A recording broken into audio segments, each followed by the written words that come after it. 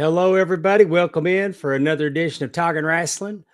I'm Pondwater Dave. Joined with me, as always, is the First Lady of the Arn Anderson Fan Club, Amy Vaughn. What's going on, Miss Amy? Hello. Puppy training is what's Oh, going on here. So we it got a always new seems like a good puppy. idea to get one. Well, you know what though? We were like, because we have two dogs now. We just got a puppy 2 weeks ago, and I'll tell you that story.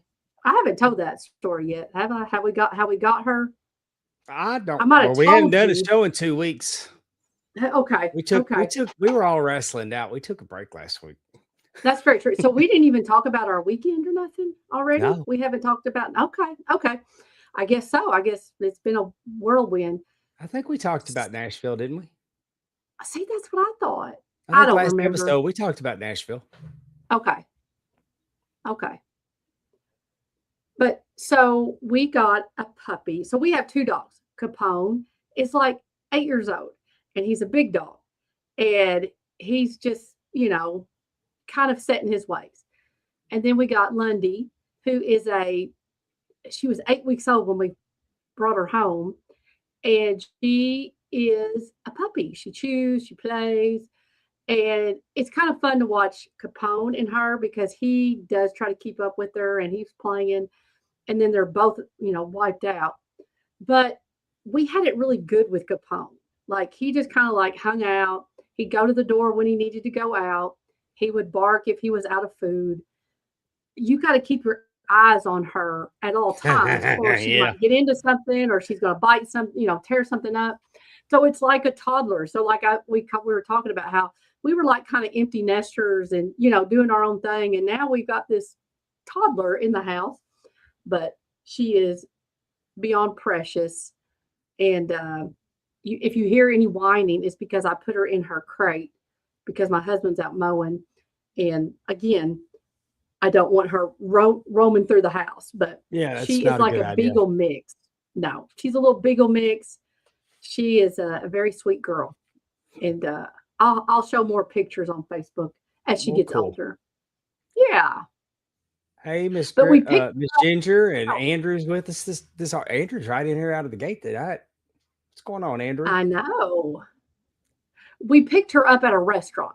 I'll tell you that little story. So we were going on a whiskey tour, and so it was in Columbus, Kentucky, and on the river. So this barge is the distillery. Like that's where the barrels are, is on the water.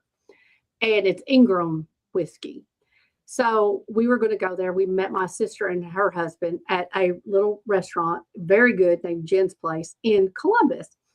And so we were in there. And when Sean and I got there, Mary and them were already there inside. But when we got there, we only saw one dog outside. And it was like kind of laying in the road. I was like, oh, I don't want to see any animal, dogs especially, get hurt. So we go back in and we're talking. And so Mary is like, oh, did you see the little dogs outside? And I said, well, we only saw one dog. He was kind of laying in the road. She goes, oh, no, there's this cutest little beagle looking dog. And she's just so precious. And she was outside when we were leaving. Well, the waitress inside said, those are my dogs. I'm actually trying to rehome the beagle dog because of some things that were going on in her life. And she lived across the street. And that's the reason why the dogs were kind of going back and forth. And so Mary just got a dog. And so me and Sean were looking at each other, and it's just like, oh man, like, should we, And so we're like, well, but we still had this whiskey tour. So there was nothing. And after the whiskey tour, I was leaving to come down to Nashville. So like that, so I was like, I'm leaving for 3 days. So, I mean, if we're doing this, then you're going to be so just kind of putting it out there. And so we sure did. We stopped at that little restaurant and said, yeah, we want to take her, and took her home. She snuggled in my arms the whole way there. And, So what told I'm Aaron, hearing like, is that hey, go you upstairs. got drunk and got a puppy. No. Maybe it might have helped a little bit that we had had some bourbon, right? There was no talking ourselves out of it, but we called Aaron and was like our son and was like, "Hey, go get that crate upstairs in the attic." And he was like, "What?" And I was like, "Yeah, we're basically bringing home a dog." And so she's been with us for 2.5 weeks, I guess, at this point. And she's doing really good. We're pottying, we're learning how to do things, and so yes, Well, she's cool. my official name is Lundy Lulu. So. Go tell everybody that doesn't pick up the obvious on that what Lundy is. Well, in case you don't know, Arn Anderson, that is not his born name. That's not his government name. I know. His government name is Martin Lundy. And Okay. so Lundy is named after him because why wouldn't you? Why would you not name your puppy after the greatest wrestler of all time? Tag team, singles, promos, everything. War games. I'm just saying. Well, there you go.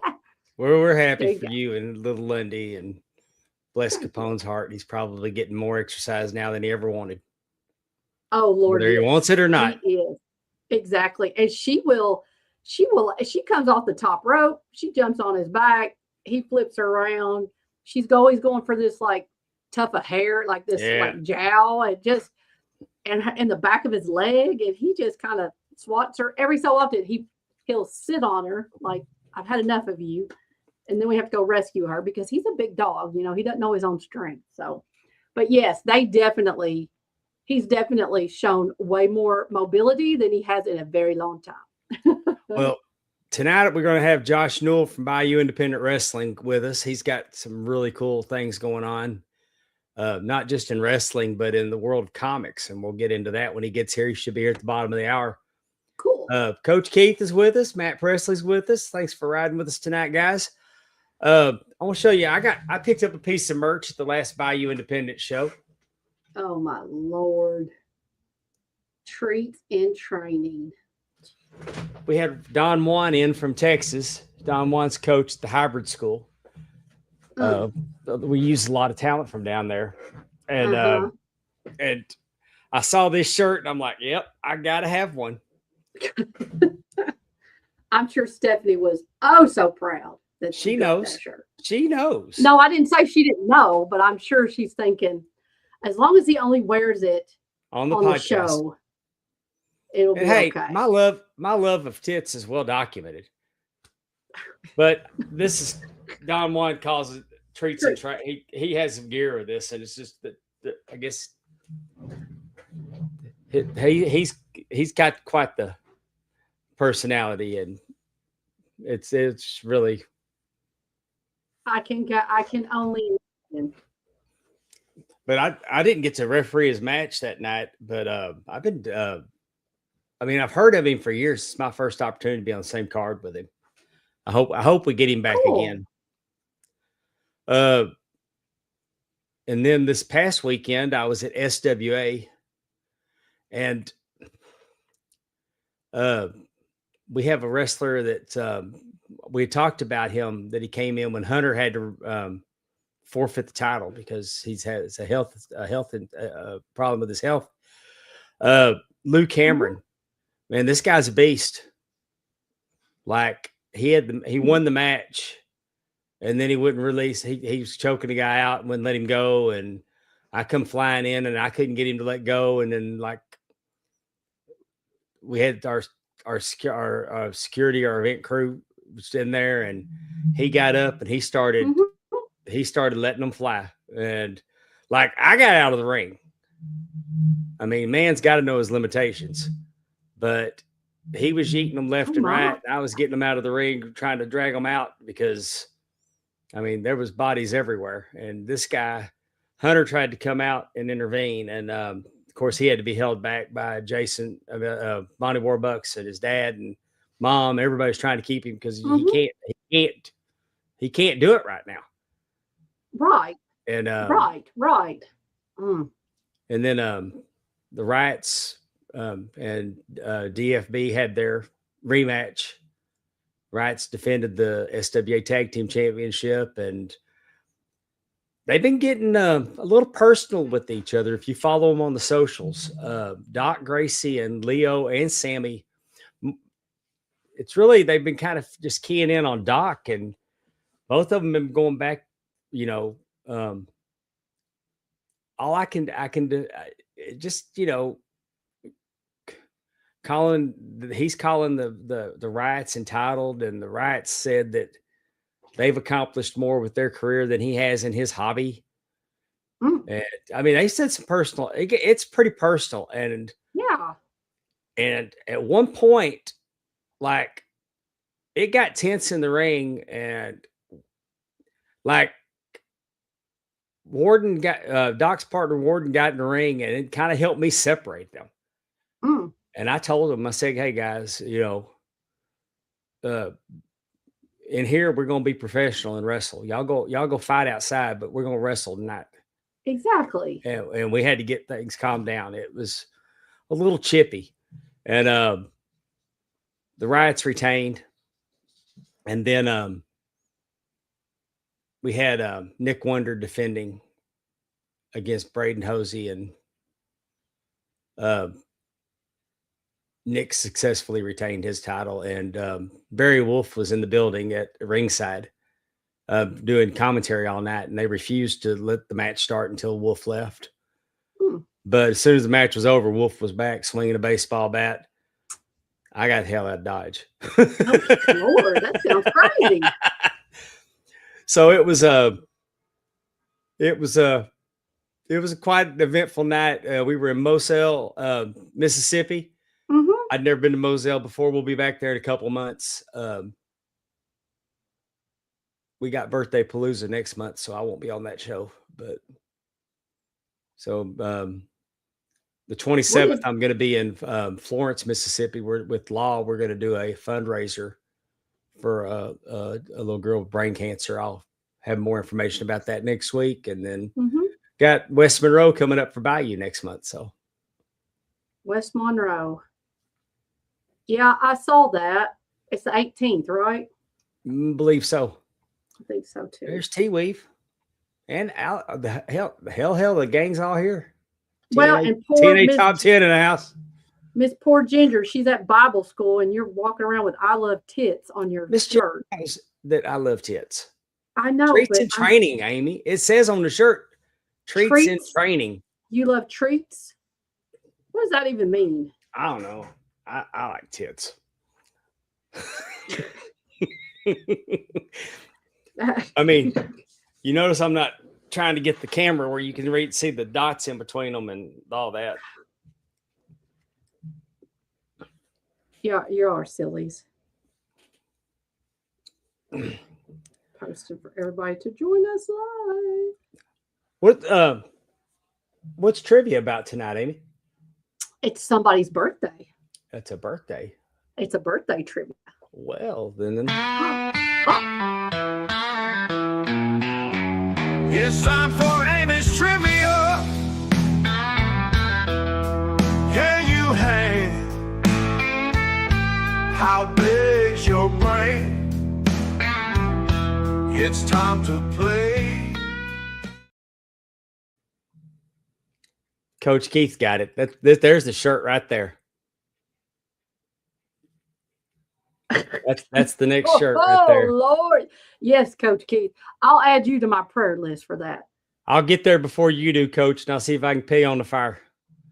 Oh, y'all have your own little group down there. I'm good because Amy's got me loaded up on candles. I do. I'll throw Coach Keith in there too. Might as well, right? Yeah. One more out of 100 that I'm having to do. I don't know if you were aware, but today is actually the birth date of the Ultimate Warrior. I'm going to call him Ultimate Warrior throughout this because he does literally have several name changes as we go on. It just gets too confusing for me. So, James. I was going to flex my muscles and my brain and tell you all of his names, but well, you might be able to. It may appear later in the trivia, so I won't. Yes, it may. James Brian Hellwig was born on June 16th, 1959. In what state? A state of nudity. No, that's not an option. Oh, We have the state only one of I was sure of. do what? It's the only one. Could you imagine him getting born? He just comes running out of the birth canal. Yeah. Doctor hits him. He hits doctor back. That Comes would have been busting out of there like the tunnel. Comes down the tunnel. no kidding. Or he could have done something. He really could have done something really crazy running out. But I would, like most people watching that in the 80s, I was young. I love that. Him coming out, that music hitting, him taking off. And I mean, trying to get us back on track here. I can't. I got a picture of little vagina with a warrior running out of it. Running out. Kind of like that scene in the cartoon Heavy Metal. I don't know if you saw that movie back in the 80s where they went down to the throat and came out the. Oh no, I've not seen that. My dad started laughing. He goes down the hatch and out the snatch. Oh Lord, that's a cartoon. Yeah, it was a movie called Heavy Metal. Interesting. Yeah, really. Oh. It's bad when Dave gets tickled from something he says. He really. Well, it was the visual that. Yes, exactly. That's what I'm saying. All right. Is he from Indiana, Texas, Tennessee, or Ohio? Where is the Ultimate Warrior? Where was he born? Or where was James Bryan Hellwig born? Do you know? I don't have a clue. That crazy bastard can't be from Texas, though. The chat is really thinking Indiana. Yeah, I'll go with Indiana. That seems it's either Indiana or Ohio. Sam said, how about Texas? It is Indiana. It was about, I think I remember it said like 30, 45 minutes away from Indianapolis, where he's from, or where he was born. Next question. Hellwig began his professional wrestling career in a tag team with Steve Borden, as we all know, Sting, named the Freedom Fighters. What promotion did they debut in? Was it Continental, AWA, WCCW, or UWF? Coach Keith's already all over this one. Everybody, anybody that's ever listened to Jeff Jarrett podcast knows the answer to this one. Well, you just basically Matt Presley and Miss Ginger. Wait a minute. I think Matt Presley, well, it wasn't UWF though. That was Mid-South.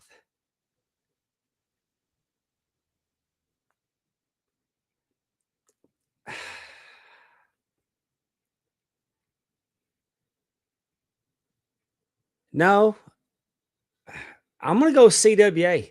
I'm going CWA. It was CWA.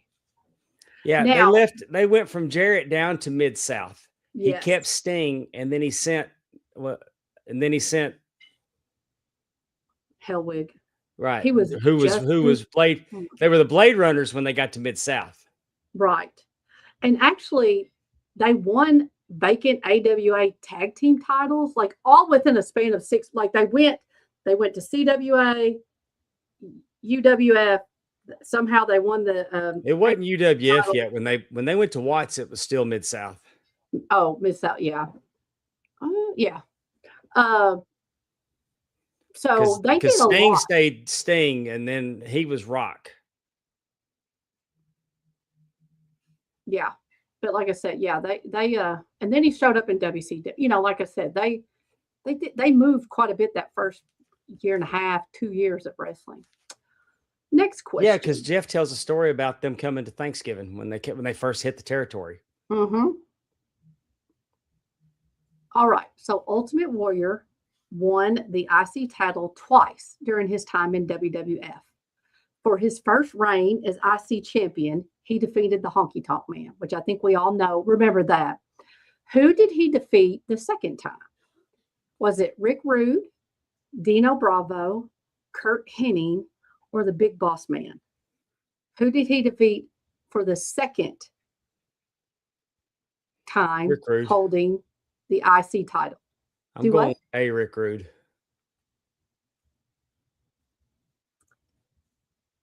Terry says A senses a pattern. Hey, Mark Maggard.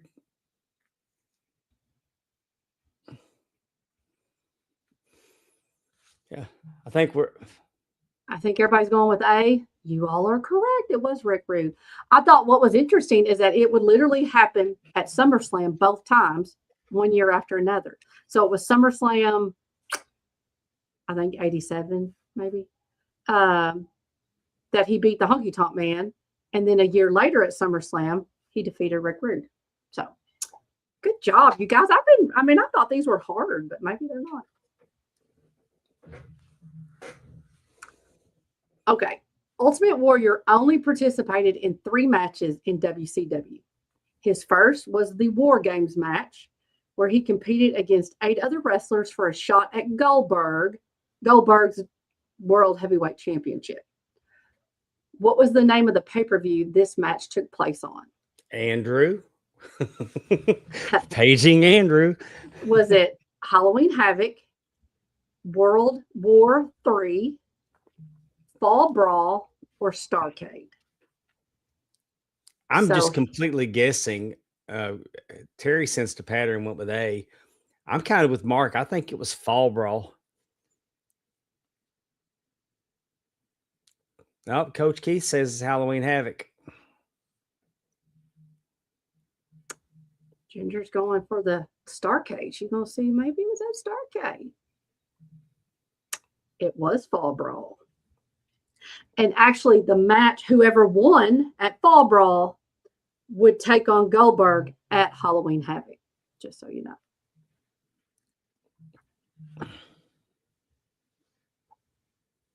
Okay, these are fill in the blank. Warrior returned to the WWF on March 31st, 1996, defeating who at WrestleMania 12? Who did he defeat? Andrew says Triple H, which I wholeheartedly agree with.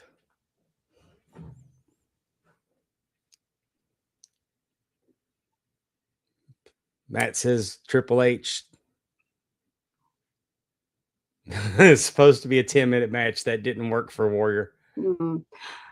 That is correct. It was Triple H. Who inducted Ultimate Warrior into the WWE Hall of Fame? Who is the person who inducted Ultimate Warrior into the Hall of Fame? It was Linda McMahon, wasn't it? Yeah, me and Andrew are on the same page here.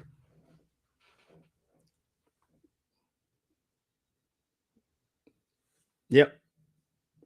Matt says Linda. Terry says Linda. Coach says Linda. Okay. It was Linda. Listen. Huh? Linda, everybody's listen. They're all tapping here with Linda on my mind. Listen, Linda. You're right. It was Linda McMahon. Yeah, I think it's the only one that he really liked. Oh, okay. I didn't know. I was just wondering. The Ultimate Warrior was how old when he passed away on April 8th, 4 days after his Hall of Fame induction? How old was he? I first wanted to say 52, but I think it was 53. Well, wait a minute. You said he was born in 59 and then he went in the Hall of Fame.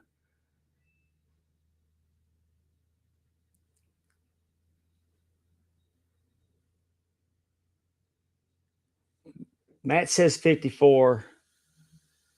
He's also high on dexterity. I love you for that, Matt. Let's see what the answer is. I'm saying 53. All righty. He was 54. Good job, Matt. Good job. Way too young. Crazy how that worked out for him. You know what I mean? Literally how that worked out. It's kind of wild to think about it in that way. How to pass well, Amy, that was fun trivia. Yeah, Yeah, Warrior gets a bad rap, but I always liked him. Well, the bad rap comes from, for most people, I would think, it comes from some of the derogatory things that he would say. Now, what was Yeah, but all that later, everything he did later makes you look back on him with colored glasses that, like, nobody knew he was blowing up. Nobody knew. I mean, people Right. pick it apart now in hindsight, but The I mean, when other that thing, music hit, it was exciting, and I liked him. He came from Texas. He was the Dingo Warrior. right.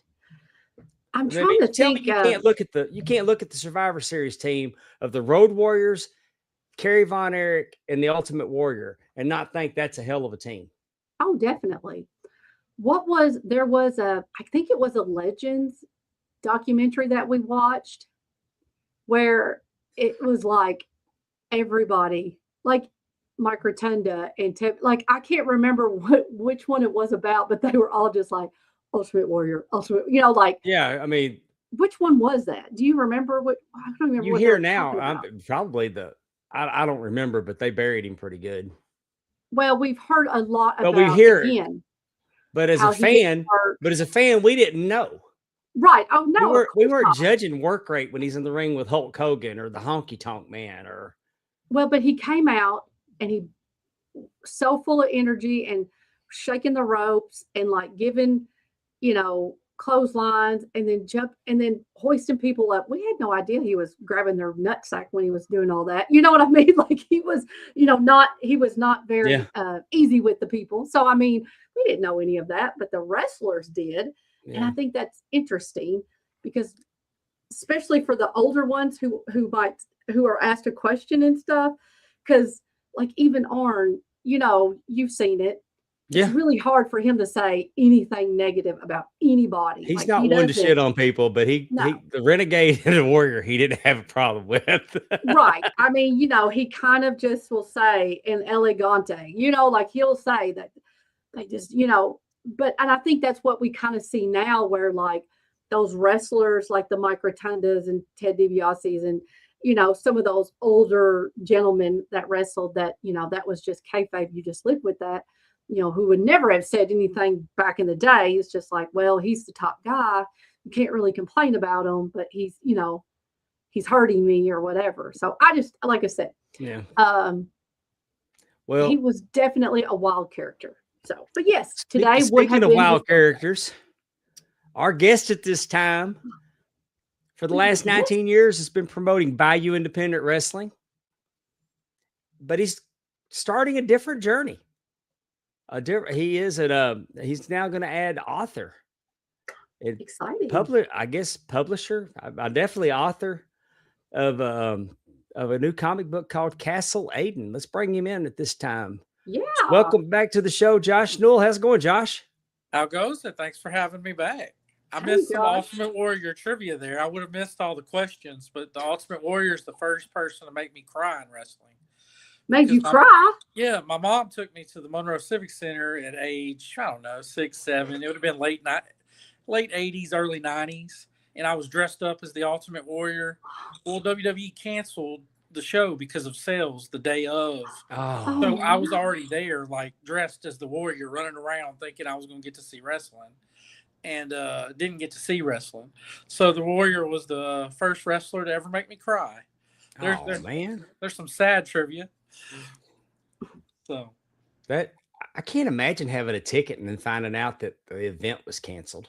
Yeah, and I don't know. Maybe they announced it the day before, and my mom just we didn't hear about it or something. Yeah. We showed up anyway. I'm not sure exactly how that went down. All I remember is I was crying. They put that in the paper back in them. There's no way to get that information out. So exactly. I bet, Exactly. I remember the first time I went to a it was WWF, and they came through at State Fair Coliseum in Dallas, and there's about 200 people there. Right, man. Some of those numbers back then were just crazy. But it was their first time coming to Dallas, and Hogan and Sheik. It was Hogan and Sheik, Big John Studd. Yeah, Texas wouldn't have cared about that back then. No, and I just cared about that. I think I popped because Ivan Putski was there. There you go. You and 'Cause- Ivan. My first wrestling show was at Rep Arena, and it definitely was not what you see nowadays. And I learned a lot because Jake the Snake was supposed to be there, and he wasn't. They told us it was because of an injury from Kamala or whatever. As we learned later, it was drugs. But Hillbilly Jim was the replacement, which we very much liked.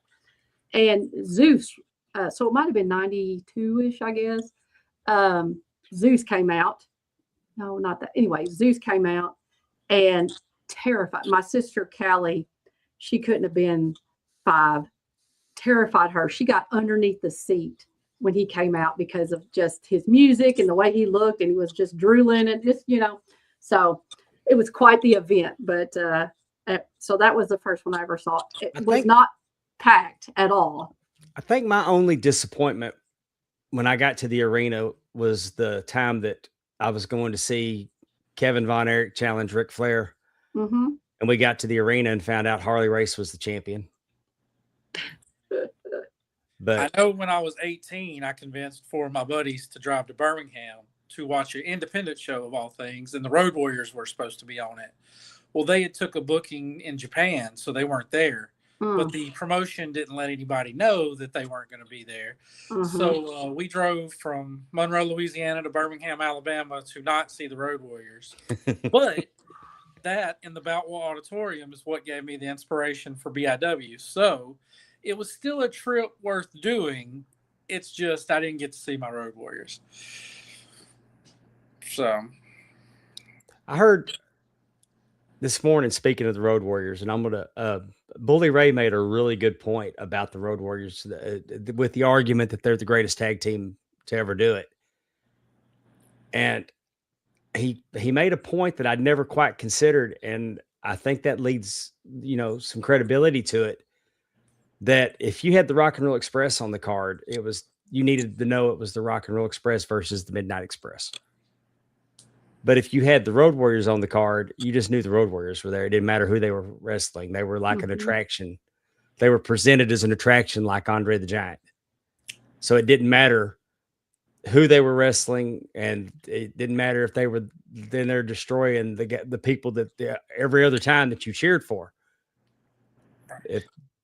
So that they did it at the highest level everywhere they went, and didn't matter who they went against. I think that there's something to that. I think when you start arguing the greatest tag team, especially if you narrow it down to those two, like the Road Warriors, obviously the bigger draw, but the Rock and Roll Express, obviously the better workers. Oh, definitely. So it kind of boils down to, if you're one of those that say Hulk Hogan is the greatest of all time, you might side with the Road Warriors. If you're one of those that say Ric Flair is the greatest of all time, you might say Rock and Roll Express. So it kind of boils down to who you are as a fan as to who you're going to say is the greatest, because it depends on if you're more of a who drew the money, the business side, who had the look, or if you're more of who delivered the better matches. And I try and be a mixture of both, which makes it really hard for me when I'm doing lists and stuff. Because I appreciate the business side a lot. Me being a promoter, that's like huge to me. But I also really appreciate you being able to go out there and give me 25 minutes and it being entertaining too as a promoter. So I really appreciate the business side of it, but I also really appreciate the match side of it. Well, I mean, if you gave me the opportunity, like I could go back in time and I would go where the Rock and Roll and the Midnight Express were wrestling. Right. I would probably choose that. And if it was against the Midnight Express versus Tully and Arn, would be like a no-brainer for me. Right. But I love the Road Warriors. I went to the Crockett Cup for just the purpose of that the Road Warriors were going to be at the Crockett Cup. As a kid, I would have went wherever the Road Warriors were. And as an adult, I would have followed Ricky Morton wherever he was going to be selling that night. Yeah. So you just tell me which direction, where I'm at in my life, and that's where I would have went. I was in the elevator at our hotel. We stayed at the Hyatt right across from the Superdome. And that's where the wrestlers were staying at the Crockett Cup. And I ended up in the elevator with the Road Warriors, and they were so physically intimidating. Josh, did you ever get to see the Road Warriors? In person, I got to see Animal, but I never got to see Hawk in person. Obviously, I've watched a million matches, but I've never got to see them in person together. You know, and that always made me sad because I was such a huge Japanese wrestling fan too. And over there, they're, you know, up there with the Hulk Hogan would be here. You know, they're looked at in that same light. I mean, they can main event matches as singles or tags in Japan. Animal didn't really do too many main event singles or anything, but Hawk would. Hawk would occasionally have that main event singles match over there, or do a 6-man tag with the Power Warrior and different things. And you know, that's why I went to Birmingham, Alabama, was to knock that off my bucket list. Yeah. And then they replaced them with who was it? Rick Steiner and Dusty Rhodes. Mind you, this is probably 2001-ish. Yeah. So, I mean, they tried. They put big names in the place of the Road Warriors. Yeah, Dusty Rhodes has done a little something. Yeah, I mean, you know, and especially there in, you know, Birmingham, Alabama. Right. That's right there in the neck of the woods where Dusty was God for a long time. But I drove 6 to 7 hours for the Road Warriors. Sure. You know, Terry Funk was on that show. Buff Bagwell, Raven. So I mean, they spent money. They definitely didn't go cheap. I always wonder how independent shows can put that many names on a card. It's got to be sponsorship, doesn't it? Back in the day, there was, you know, DVD sales and stuff like that. That doesn't really help you as much anymore, but that did help back then. Also, a lot of them lived right there in Atlanta or just outside of Atlanta. And this guy had a wrestling school and had been around a long time, Mad Dog Dan Sawyer. So, like, I bet he got some decent deals and he didn't have to fly them in, most of them. You know, they were able to just drive over. So that helps a little bit too. But yeah, for the most part, when you put that much on one show, your budget is shot, but also your fan base. Like, you could have picked any 2 of them and drew the same amount of fans that you would have drew with 6 of them. Right. So why not save 2 of them for the next show and give yourself a better chance of making money, but also a better chance of spiking attendance the next show? You know, when you bring in 6 names on one show, you already got the diehard wrestling fan at 2 or 3 names. They were coming anyway. Right. So you're just really hurting yourself long term, unless there's some reason behind the scenes. Maybe you were doing a convention the day after, the day before, or they were in town for something else and you could get them for cheap. Like when we brought Cody Deaner in, he was visiting family an hour from Brookhaven. So he just drove in the day of the show and we popped the crowd with, you know, Cody Deaner from TNA. And he made a few extra bucks. It didn't cost me much. We surprised our crowd. So he sold some merch. So it kind of just worked out for everybody. And those scenarios pop up a little more often than you would think. Well, and back to DVDs, it can't hurt to have Dusty Rhodes or Terry Funk on your DVD. No, not at all. And Mad Dog had been around a long time too. I mean, he promoted shows. He might still be promoting shows, actually. But, I mean, GCW was around forever. So he had working relationships with all those guys. Right. And, you know, if I called him, I was going to get one price. If Mad Dog called him, he's definitely getting a price much lower than the one I'm getting. So, I mean, that plays a part of it too. Plus, you know, they might owe you a favor or you might owe them a favor. There's a bunch of different factors. Well, Josh, we just came off of a big show in Brookhaven. It's always Brookhaven's such a it's one of my favorite towns to go to for just how rabid the fan base is. It gives me as the promoter and owner a heart attack, but yes, I enjoy it as well. I need a few days after for my heart to start beating regularly again, but you know, it's fun. It's fun. It always cracks me up that you'll tell Rob Love not to do something and he does the opposite. He'll not do the thing that I exactly tell him to do. Yeah. But he'll tweak it just a little bit and do something else. And he's like, you didn't say that one. And it's like, yeah, I didn't say that one, Rob. You're right. Granny's going to kill him. Well, that's the first time we'd seen her in about 2 or 3 shows. So we were glad to see her. We were a little worried there for a minute. But I'm glad she's still ticking and still coming to BIW. Yeah, she's still feisty too. Oh, yeah. Oh, yes. I want to talk to you about Suge White. This guy's a beast, man. Yeah, I mean, it wasn't his BIW debut. He filled in for Angel Camacho Right. to help the Inner Circle there towards the end of Inner Circle. And that's kind of where Rob met him and was impressed and like, hey, I'm bringing this guy back. And Suge, I mean, he fits that role of some people that we no longer have on the roster, an Angel Camacho or Jeremiah, even a bigger guy like APOC. He kind of gives us that bigger, legitimate guy that you want on your show and you want on your flyers. Because I really like a variety. I want some big guys. I want some medium guys. I want some small guys. I want to be able to give you technical wrestling. I want to be able to give you high flying. I want to be able to give you brawling. And Suge's one of those guys that can kind of help fill that roster out. He's freaky strong. He is, definitely. I mean, I'm thinking you're naming all those names. I'm thinking Vordell. Well, Vordell's probably the strongest guy we've ever had in a pound for pound in BIW, but he would be in that next group down, I think. Yeah, absolutely. Yeah. Man, I that last show when him and Alex were they were tearing it up outside the ring, and I was trying to get him to get back in the ring, and he just dismissed me. Like, yeah, I was worried about you for sure because I was out there too during that part of the chaos. I mean, it was a heck of a shove. I went some distance. I went some distance, and I went in a trajectory that I'm not used to going. Like, I completely missed my ass and was heading for my head. It was, I mean, he sent me selling, but he didn't swing. I mean, he didn't really put a lot into it. Oh no, he barely touched you as far as. And that's why I'm saying the dude is.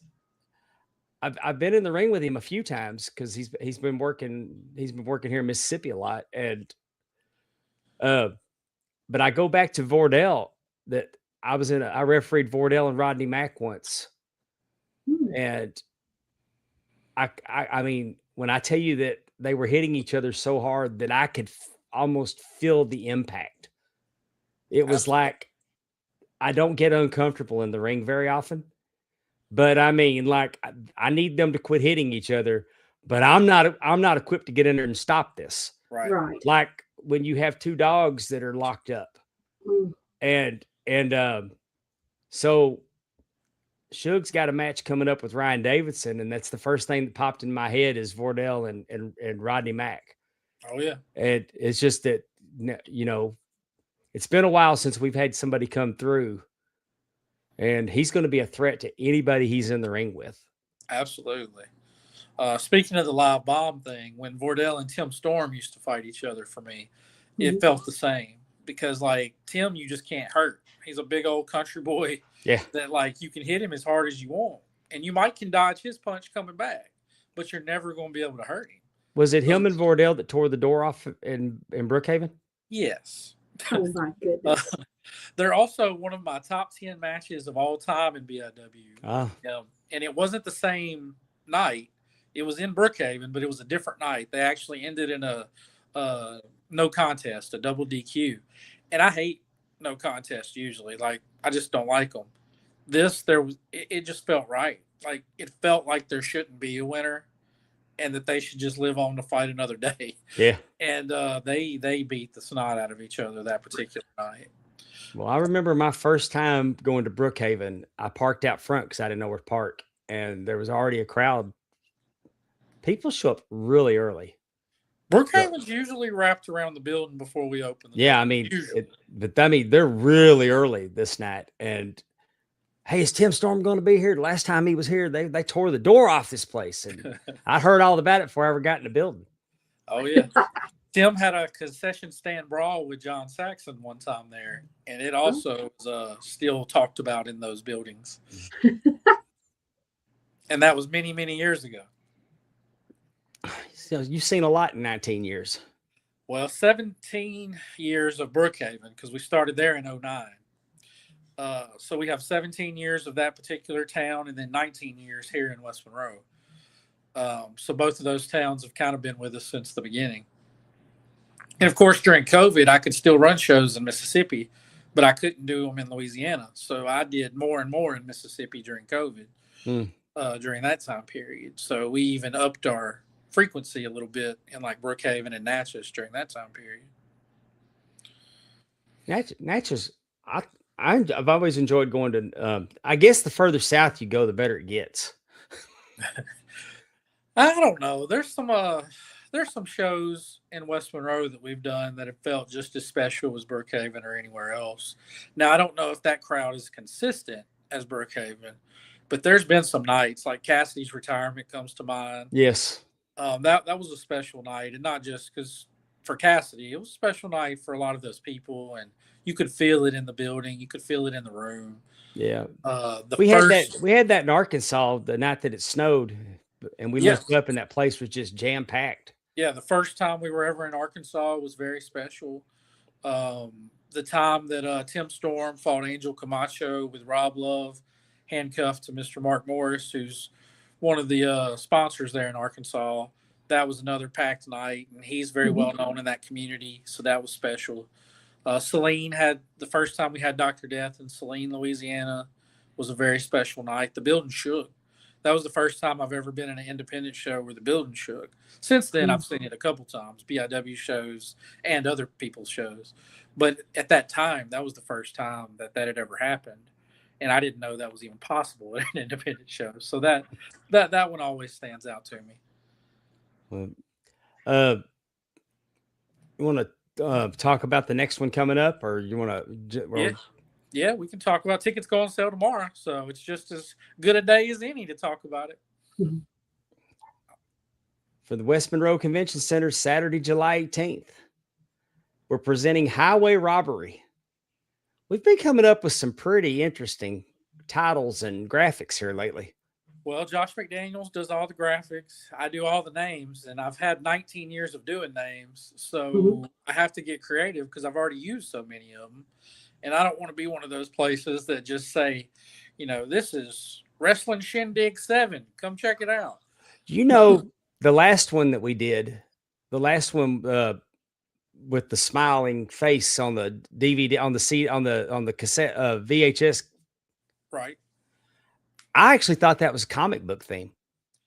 No, he took that from a movie, I believe, like a 80s or 90s movie, I believe. He gets his inspiration from a lot of different places. Yeah, I thought it was based on the Joker when he cut his face. He had cut his face off and used it as a mask. Gotcha. And that smile.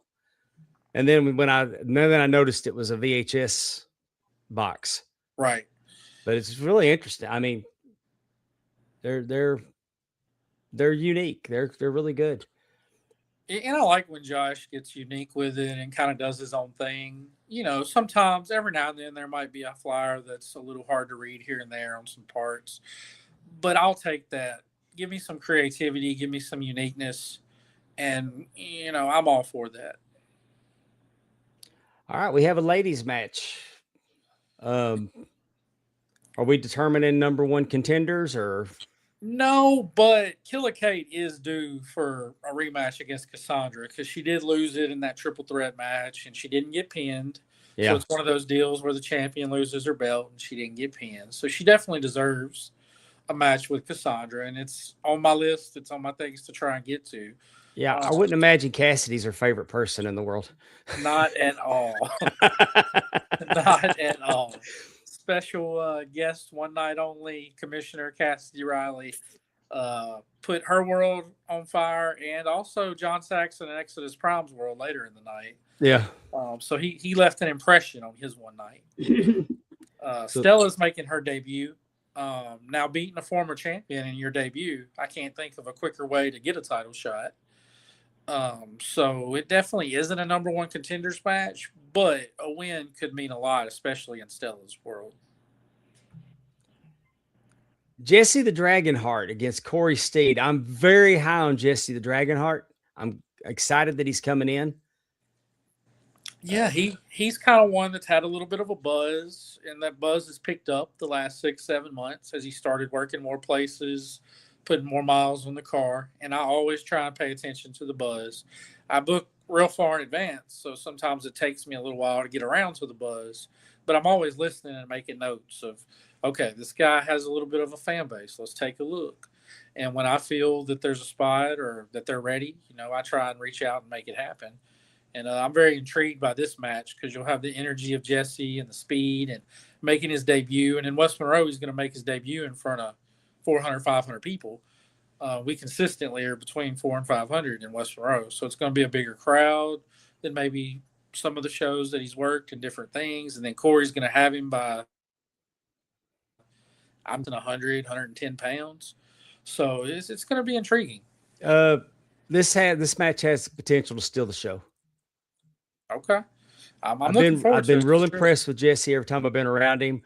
And then on a personal note, you don't see and this isn't a knock. It's just, I chalk it up to experience. That sometimes these young guys have it in their mind what they want to do. Jesse listens to the crowd. He's got that. And, he'll give them more of what they want, less of what they don't. And you don't see that sometimes. So I'm really excited. I'm high on this kid for that reason. That takes a while to learn. So if he's already learned that, he's way ahead of the curve. For sure. Yeah, he's very impressive. I think this, like I said, this match could steal the show.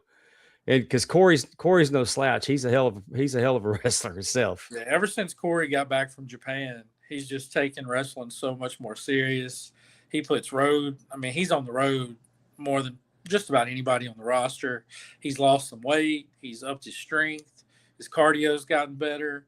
Like, something happened to him when he was visiting Japan, and when he came back, different man. This is the ultimate grudge match right here. Hunter Law's been poking Steve Anthony pretty hard for several months. Mm-hmm. Yeah, he's did it here at BIW, but they've also did it a little farther south, down in LWA, where they fought for a title down there too. Yeah. So this is one of those deals where, it's not just BIW that they hate each other. They hate each other everywhere. I wouldn't be surprised if a few Lafayette people make the drive up to watch it. And I know I got some Mississippi people coming over mainly for this match. To me, and this is just my opinion, everybody has a right to disagree and to have their own opinion. These are the two best wrestlers that live in the state of Louisiana to me. These are 1 and 2 as far as technical wrestling and being able to, have different styles and variety to their game. There's a lot of great wrestlers in Louisiana, way more than when I started in 2007. So many more. But out of the active roster that lives in the state, I think these are the two best. I'd have a hard time disagreeing. Hunter's been, since he went to Florida and came back, he has been completely different. Yeah, he was there with Jay Lethal. Yes. He learned from Jay Lethal, and he didn't just, do a seminar, do a class, do whatever. He ended up running the school basically for Lethal. And now he's running a school, here in Louisiana. So he the technical aspect of it, he's no slouch to. But it just so happens the guy he's going up against, he ran Harley Race's wrestling school. Yeah. So, no slouch there either. Beat Jushin Thunder Liger in the Tokyo Dome. Yeah, I think it was Bukadan actually. It was a 10 to 15,000 arena building, but I don't think his match with Liger was in the Tokyo Dome. Was it Budokan? I think so. Well, that was in Tokyo. Yeah, oh yeah, absolutely. He picked up some wins over Tiger Mask and some other guys while he was over there too. Yeah. Tiger Mask is retiring soon. So he's done some amazing things. He pretty much, while Go Shiozaki was in America, he was with Steve Anthony. This was before he would go on to be one of the top 15 or 20 greatest Japanese wrestlers of all time. He was with Steve Anthony. That's who he trained with every day. And then he would go to the airport, pick him up from the airport. And, the whole year that Go was in America, Steve Anthony was with him and teaching him and helping polish him and doing all those things. So, Steve worked with so many guys while he was at Harley's. And speaking of Tiger Mask, I actually got to see Tiger Mask in 1986. Wow. He tag teamed with Giant Baba. Man. And they lost to Magnum TA and Ronnie Garvin. Tiger Mask did a flying body press. Magnum caught him and turned it into a belly to belly. Nice. It's part of the Crockett Cup. Go out of your way to go find that clip. It's incredible. I bet. Seeing them in 86 would have been a huge deal. Yeah. Tiger Mask was carrying the load for him and Baba. Oh yeah. But to see that belly to belly, I mean, I can visualize it 40 years later, and I can visualize it just like it was. I mean, even in Baba's prime, I wasn't a huge fan of his actual wrestling, but what made him such a great person was just who he was. Like, if he said he was going to do it, it got done. Yeah. There, you didn't need a contract. You shook his hand and it got done. And he stayed that all the way through. And that's what I appreciate about a man that was in such a powerful spot but still kept his dignity and pride the whole time. Because a lot of times when you get elevated and you get raised to a powerful spot, there's some demons and shadows that start lurking in, or, you want to cut corners or you want to do this. And he never did that. And that's why, like, I was a huge All Japan fan as a kid. Still am to a degree, but, it's changed a little bit over the course of time. But All Japan was definitely my first love in Japan, and Baba was a big reason for that. Well, I'll circle back to Japan before when we get done with this. I will get your opinion on some things. Christian Blake and Frankie Thomas. Yeah, this is they both lost last show, so this is kind of a chance for one of them to get back on a winning track, and the other one to kind of, slip out those rankings for sure. Frankie just slipped out of the top 10 after losing on the last show, and that's the first time he's been out of the top 10 in years. Yeah, I can't remember when he wasn't. And then Christian's always been kind of a spot 11 through 15 or 16, so maybe he could get into the top 10 with a win. But this is two, diehards of Louisiana. They've been around a long time, double-digit years for both of them. They're no, strangers to each other. They've done battle plenty before. I don't know their actual record against each other, but I would guess it's somewhere around 50-50. I've worked with both of these guys a lot. It'd be fun to have this match with Frankie out there by himself. Yeah, there won't be a Brittany. And then also, recently him and Wes were tag teaming, so there won't be a Wes. It'll just be, him and Blake going at it, mano a mano. And again, these are two very, I hate to say underrated at this point, because if you're a fan of Louisiana independent wrestling, you definitely know and respect both of them.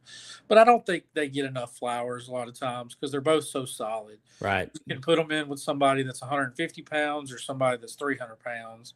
And either way, you're going to get a good, solid, reliable match. It's going to be worth everybody's ticket. They're not going to be like wanting to take their popcorn break or their bathroom break during that particular match. Well, I think the last time you were on, I even made the comparison that to me, Frankie's a modern day Buddy Roberts. Yeah, I would put him in a similar role for sure. And he could do everything, and he's very consistent. He's one of the more consistent guys. Whether he's wrestling somebody that's new and he's having to do a lot of the work, or he's wrestling a veteran, or if it's a brawl or if it's a technical thing, he can just kind of do a little bit of everything. Yeah. Little tag team action. Ray Fury's returning after he's been gone for a little while. Tag teaming with our Southern champion,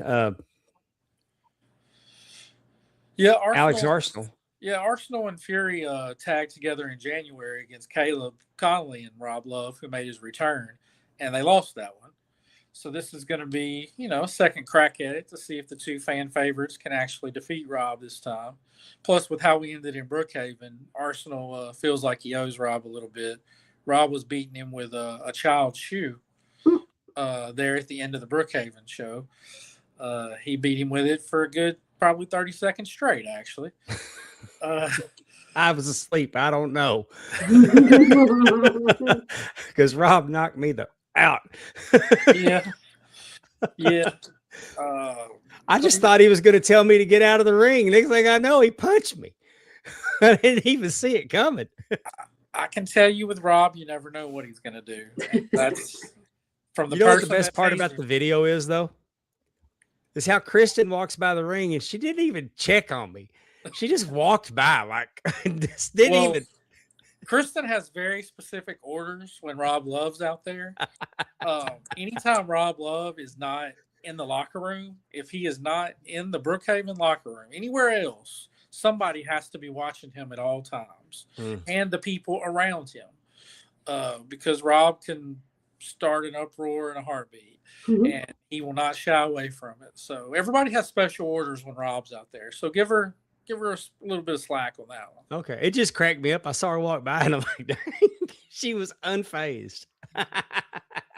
She had that tunnel vision going. She just needed to make sure Rob gets to the back without being attacked by a fan or attacking a fan, you know. Anyway, Rob loves teaming with Dylan Scott. What do we call it? What are they calling this now?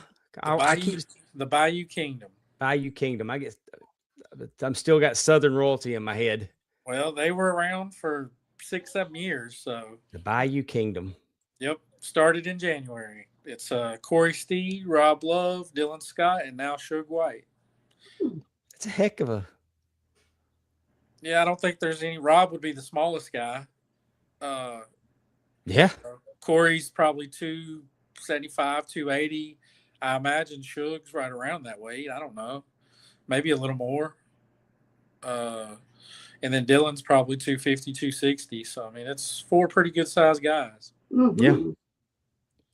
Yeah. Alex definitely has target on his back with this bunch.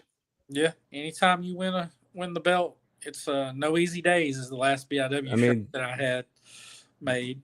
They've all, I can see them, all the champions are in jeopardy at the moment. Absolutely. Because Corey and Dylan haven't lost a match yet as a tag team. So, they're going to want their shot at Muddy Waters. Yeah. And that's another thing from the Brookhaven show. Congratulations to Muddy Waters. Exactly. They've tried to win that belt a few different times and always come up short. So that was the loudest pop of the night for sure. You can argue if it was the best match, whatever, but you can't argue that it was the loudest pop of the night. Oh man, I was so proud. I was so proud for him, and to see when the pin was made, the way that RJW jumped up and just running laps, so excited. That's awesome.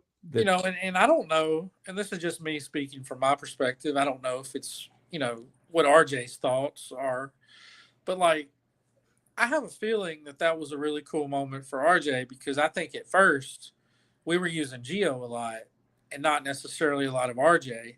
And I think he probably felt some kind of way, whether it was towards me, whether it was towards BIW, whether it was towards himself, whatever.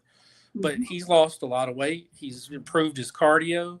He's changed his confidence in the ring and how he controls the ring. And RJW is right there with Gio now. Like they're a team that complements each other perfectly. And, I think that was a big moment for them because that was probably something that RJ, when he first started with me, probably thought would never happen. Yeah, their charisma level is. And Amy, you saw him. You were here. Gio. You were here when we were in Vicksburg. And you saw their charisma is just off the charts. Absolutely, and the wrestling is getting better and better each month. Oh, he's completely different wrestler. He's completely transformed his body. Oh yeah, absolutely. Speaking of transforming your body, I'm gonna shout out Angel Camacho. Have you seen the recent pictures of him? I haven't seen anything recently. Oh my God, it's like, I still don't want to take a Camacho bomb, but he's leaner and meaner. He is like 100 pounds, right? There's a lot of him that's not there anymore. Wow. Good. I knew that he was starting to take better care of himself. Yeah, he'd started that process, when he was still coming over for us and whatnot, but it was early in the stages of it. Well, I saw him the other day. He posted a picture, and man, it was what I'm so proud of him because I'm sure he feels better, and he didn't have choice. He had to. Angel's a good dude. I wish him nothing but the best. But he's legit 460 when I met him. Oh yeah. All right. So that's that card. July 18th. You said tickets are going on sale tomorrow. Where can they get them? 2:00. They'll be at Coldwell Banker Group 1 here in West Monroe. on Cypress Street. But you can also cash out. If you need that cash app information, just let me know. Look up Josh Newell on Facebook, or you can text me 318-355-1301. And we do have cash app available because we do have a lot of people that drive in from different states, different cities, and whatnot. So if you want that advanced price, I definitely don't mind helping you out. Well, you won't be disappointed. No, I don't believe that I've ever. Well, I'm not going to just say for West Monroe. Nobody's ever left a Bayou show not feeling like they got their money's worth. I think, the first few years, there were probably some shows where they might have not got their money's worth. But since then, I definitely feel like we do our best to give everybody their money's worth. And we've stayed very fair pricing, 15 in advance, 20 at the door. There's so many independents that bring in talent with lesser experience and resumes than we do that charge a lot more than that. But we've always tried to stay at a fair price to be able to bring the family, come have a good time, and know that you're going to get your money's worth, no matter if you drove 5 minutes to the building or 5 hours to get to the building. It's I've been with you now for 12 years. I think 2014. Yeah, that sounds about right. I think that's 2014 is when I started working for you. And I mean, I've never left there thinking that. I mean, I've been on some shows before that we didn't give our best effort. I don't think our best effort was put through, or I could see like, man, it's going to be hard coming back. But, and it's been a long time since that's happened, but I've never felt that way with BIW. Wrestling today, you can't get away with that anymore. You're not gonna be around long if you do that. I think I don't know how you feel about it, but it seems like from what I've seen in my travels, independent wrestling's stronger right now than it's ever been. Yeah, it's there's a lot of good shows out there now, and if you're going to stand out or at least be talked about amongst that group, you definitely have to bring a certain level of quality. I lose a lot of sleep on BIW shows. I'll book the show and then I'll go, I don't know if that's good enough, and then I start over the next day, or I'll wake up at 3 a.m. and I go, oh wait, let me do this, and I'm always worried about would I buy a ticket to it? Is this enough? Do I need to do a little bit more? Do I need to, do I need to reach out and try this or that? And I worry about that still. And we're talking 19 years in, 200 shows or give or take a few, and I still worry about that every single day. My wife laughs at me because I'll get up in the middle of a show and I'll be like, wait, got a wrestling thought. And I'll go type something on the computer and she'll be like, what is wrong with you, you crazy psycho? And I'm just like, hold on now. I don't want to lose it. And she's like, you're going to think about it nonstop the next 24 hours. You're not going to lose the thought. You can destroy your reputation quicker than you can build it. Oh yeah, absolutely. I mean, there were so many people that tried to run me out of wrestling the first few years because, the territory days were obviously over by the time I came around. But there was a lot of guys that were still a part of those days that were at the end of their careers when I started. And they didn't like a 20-something-year-old that had no wrestling background, no experience coming in and promoting shows. So I can't tell you how many people threatened me, tried to get me to stop, sent me nasty messages. So many people. Yeah. And looking back, I kind of deserve some of it. Like I was trying to be somewhere that I had no business to be.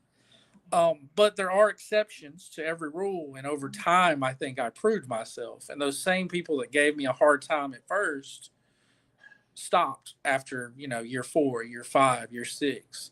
And getting their validation at year 6 or year 7, when they were the ones that threatened me at year 1 and year 2, made me feel really good.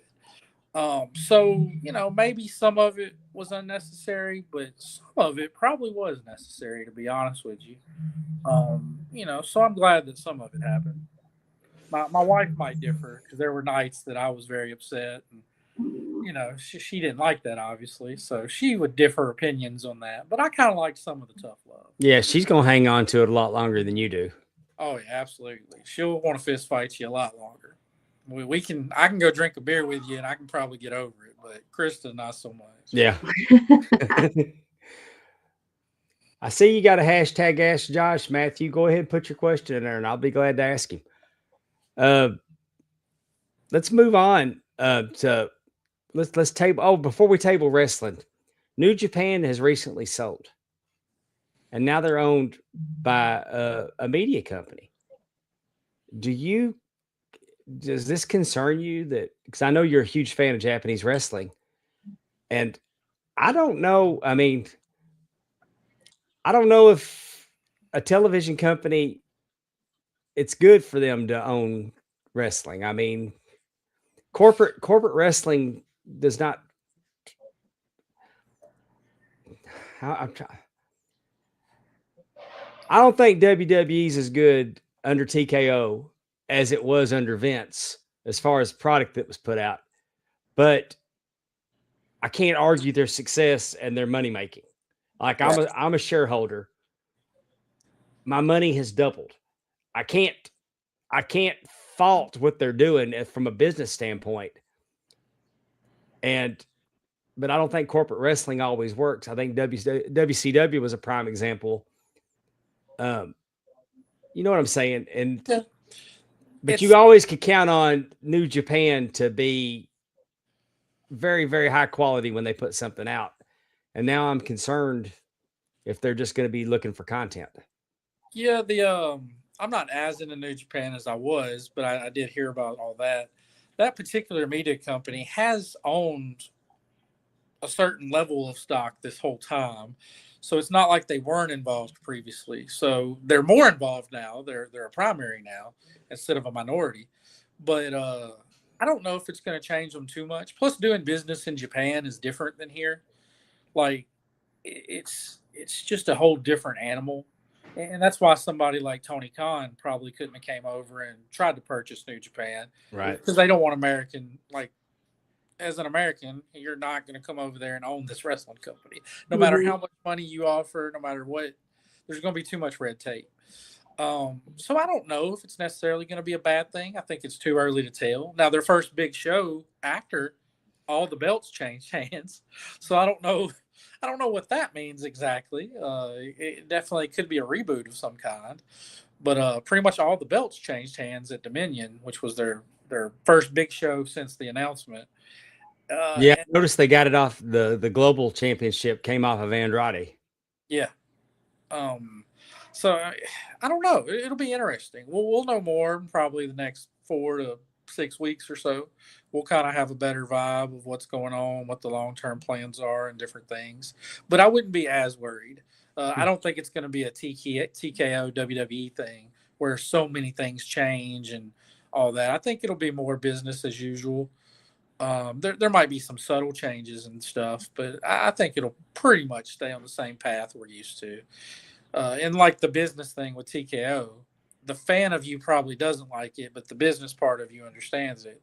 Yeah. It's just, that's hard because obviously we were fans first, but the goal is to make the most amount of money possible. So it's just a weird thing. Yeah. I don't get mad at anybody for making money, but a family of 4 can't go to wrestling matches. No. Well, what I wish they would not without. I mean, it's just not like if WWE came to Jackson, there was always an option to buy 4 tickets, and you could always get 4 tickets.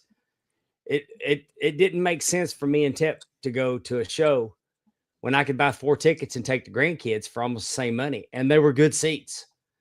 I would love to see something more like your WrestleManias and your big pay-per-views. Charge whatever you want. Like, that's on you. Make your money, do what you got to do.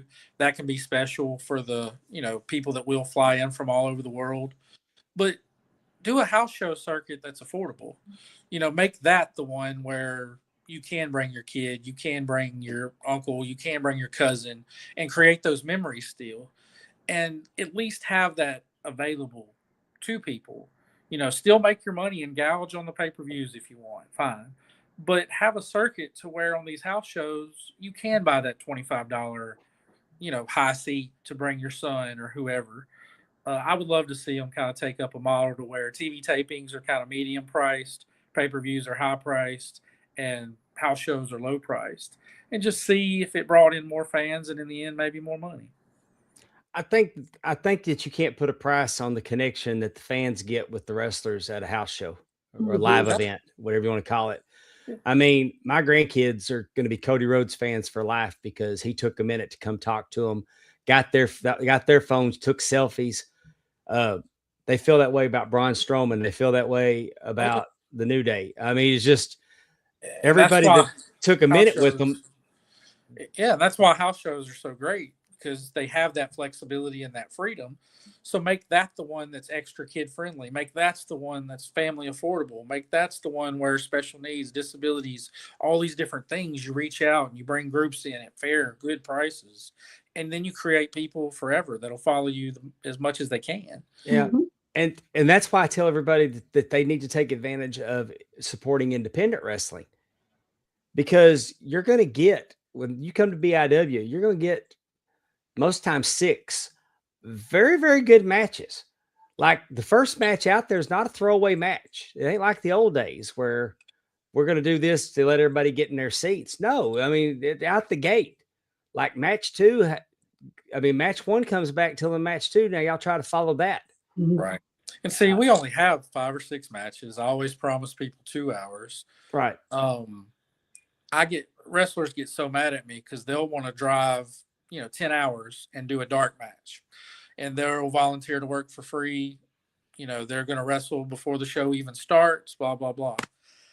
To me, there's no such thing as a dark match. I still have paying customers that bought a ticket that are going to be there. Will they all be there? Maybe not. But there's still going to be some people that bought a ticket in the building to see your so-called dark match. Right. I need the first opinion of these people to be, this is legit, edge of my seat. I'm here. This is good independent wrestling. So I can't let you go out there and just do a match. I don't want you to go out there and just do a match. I don't care what the budget is, the price is. And I know that hurts some people's feelings because they're like, dude, we'll help set up the ring. We'll tear down the ring. We're going to drive 8 hours to come to you. You don't have to pay us. We just want a chance to show you. And I've probably lost some good opportunities to see some really good talent because of my stance on it. But I don't believe that there's a dark match. That would still be the opening bout, and that would still be people's first impressions, and that would still be people's first thoughts. So no, I decline. I'm sorry. I don't mean to offend you, but I don't want your dark match. Mhm. And I can't tell you how many people have gotten mad at me in my messages because of that over the years. And, and I know there's a lot of places that do allow the dark matches and different things and student matches and whatnot. And I think there's a place for it. It's just we're not that place. Right. Well, it's always a bargain. I mean, compared to what any of that are on television are charging. I mean, you can bring a family of 4 or 5 to a BIW show for which you can go to even a TNA or an MLW or AEW. So by all means, you should do that. And I tell everybody this, that the people that you're seeing today could be the people that you're seeing on television tomorrow. Oh yeah, and a lot of times we have people that have been on NWA Or that they've been on their back, TNA or wherever, or had tryouts, or we bring in the level of talent that's had those opportunities on most of the shows. So if you're a diehard wrestling fan, you probably will say, "Oh, I saw him on an MLW taping, or I saw him on an NWA taping, or oh, he did a WWE match one time." Blah blah blah. Like, we have those people too. So not only are you going to be able to do it at affordable, you're going to see some people that are on the radar of those companies, or even have already worked for those companies. Well, we've had Matt Taven in. Oh yeah, I mean the We've had list. Matt Taven in more than once, and when you think about it, Matt Taven won the World Heavyweight Championship in Madison Square Garden, and I almost feel certain that I could say, as far as wrestling goes, there's never been another wrestler, not that was not WWE, that won a world championship in Madison Square Garden. Yeah, I mean that was definitely a huge moment. He's won titles in Japan and Mexico. Right. I mean, just saying that. I mean, this guy has done things, and he's been with us, and he's and been on TV. Just on WWE alone right now, Roxanne Perez has worked for BIW. Ray Rove from the Viking Raiders has worked for us. Ricky Starks has worked for us. I feel like I'm missing one or two. Thunder Rosa's worked for you. Yeah, if you go over to AEW, Thunder Rosa, Lance Archer, and that's just the current. Mike Bennett's been with us, Matt Taven, Heidenreich, Rodney Mack, Dr. Death, Danny Hodge, Skandar Akbar, Pork Chop Cash, Ted DiBiase, One Man Gang, Skandar Akbar. If you're into the old school stuff, Tim Storm, former NWA World Heavyweight Champion, Kiera Hogan, who's on AEW and Ring of Honor stuff. We've had so many. We've had Maya World in, haven't we? Yeah, Maya World, Hyann. Both been in for us. So we've had a ton of people that you've seen on your television screen come in. Caleb Conley, look what Caleb Conley's doing right now. He's tearing it up for JCW. Yeah, Caleb Conley, Cody Deaner. Man, I'm trying to think. There's been so many. Ace Austin. There's been so many TNA guys that have been in for us over the years. Richard Holliday's been in for us. Who's the big guy? God, it's on the tip of my tongue. And I brag about this match, being a part of this match. Him and Larry D. Well, the same night Larry D was in, Mike Bennett was in, and him and Danny Chance also had an amazing match. Yeah. So that was just an incredible night of wrestling for us. Davey Richards has been in for us, from the old school Ring of Honor days and TNA as well, but mainly the Ring of Honor stuff. So we've just had so many over the years. I mean, it's 19 years of history, so you're bound to catch some stuff here and there. But we've had a long list of guys come in for us and work, for sure. And a lot of times you don't know how good, like you take Mike Bennett, what they show you on TV is not what he can do. No, Mike Bennett's a beast. Man, he tore it up that night. But you can go back and watch some of his Ring of Honor stuff, and he'll show you he's a beast. Where if you just saw like his WWE run, or you catch him on a house show, if you caught him on a house show, you got to see what he could do. Because even with the red beard, they've been calling him Redbeard for a while now. With the White family, Eric Rowan. Yeah, man, if they put the Eric Rowan on the house shows on television, it would have been completely different. Like you'd see him at a house show, and you're like, "Where's this on Monday night?" Absolutely.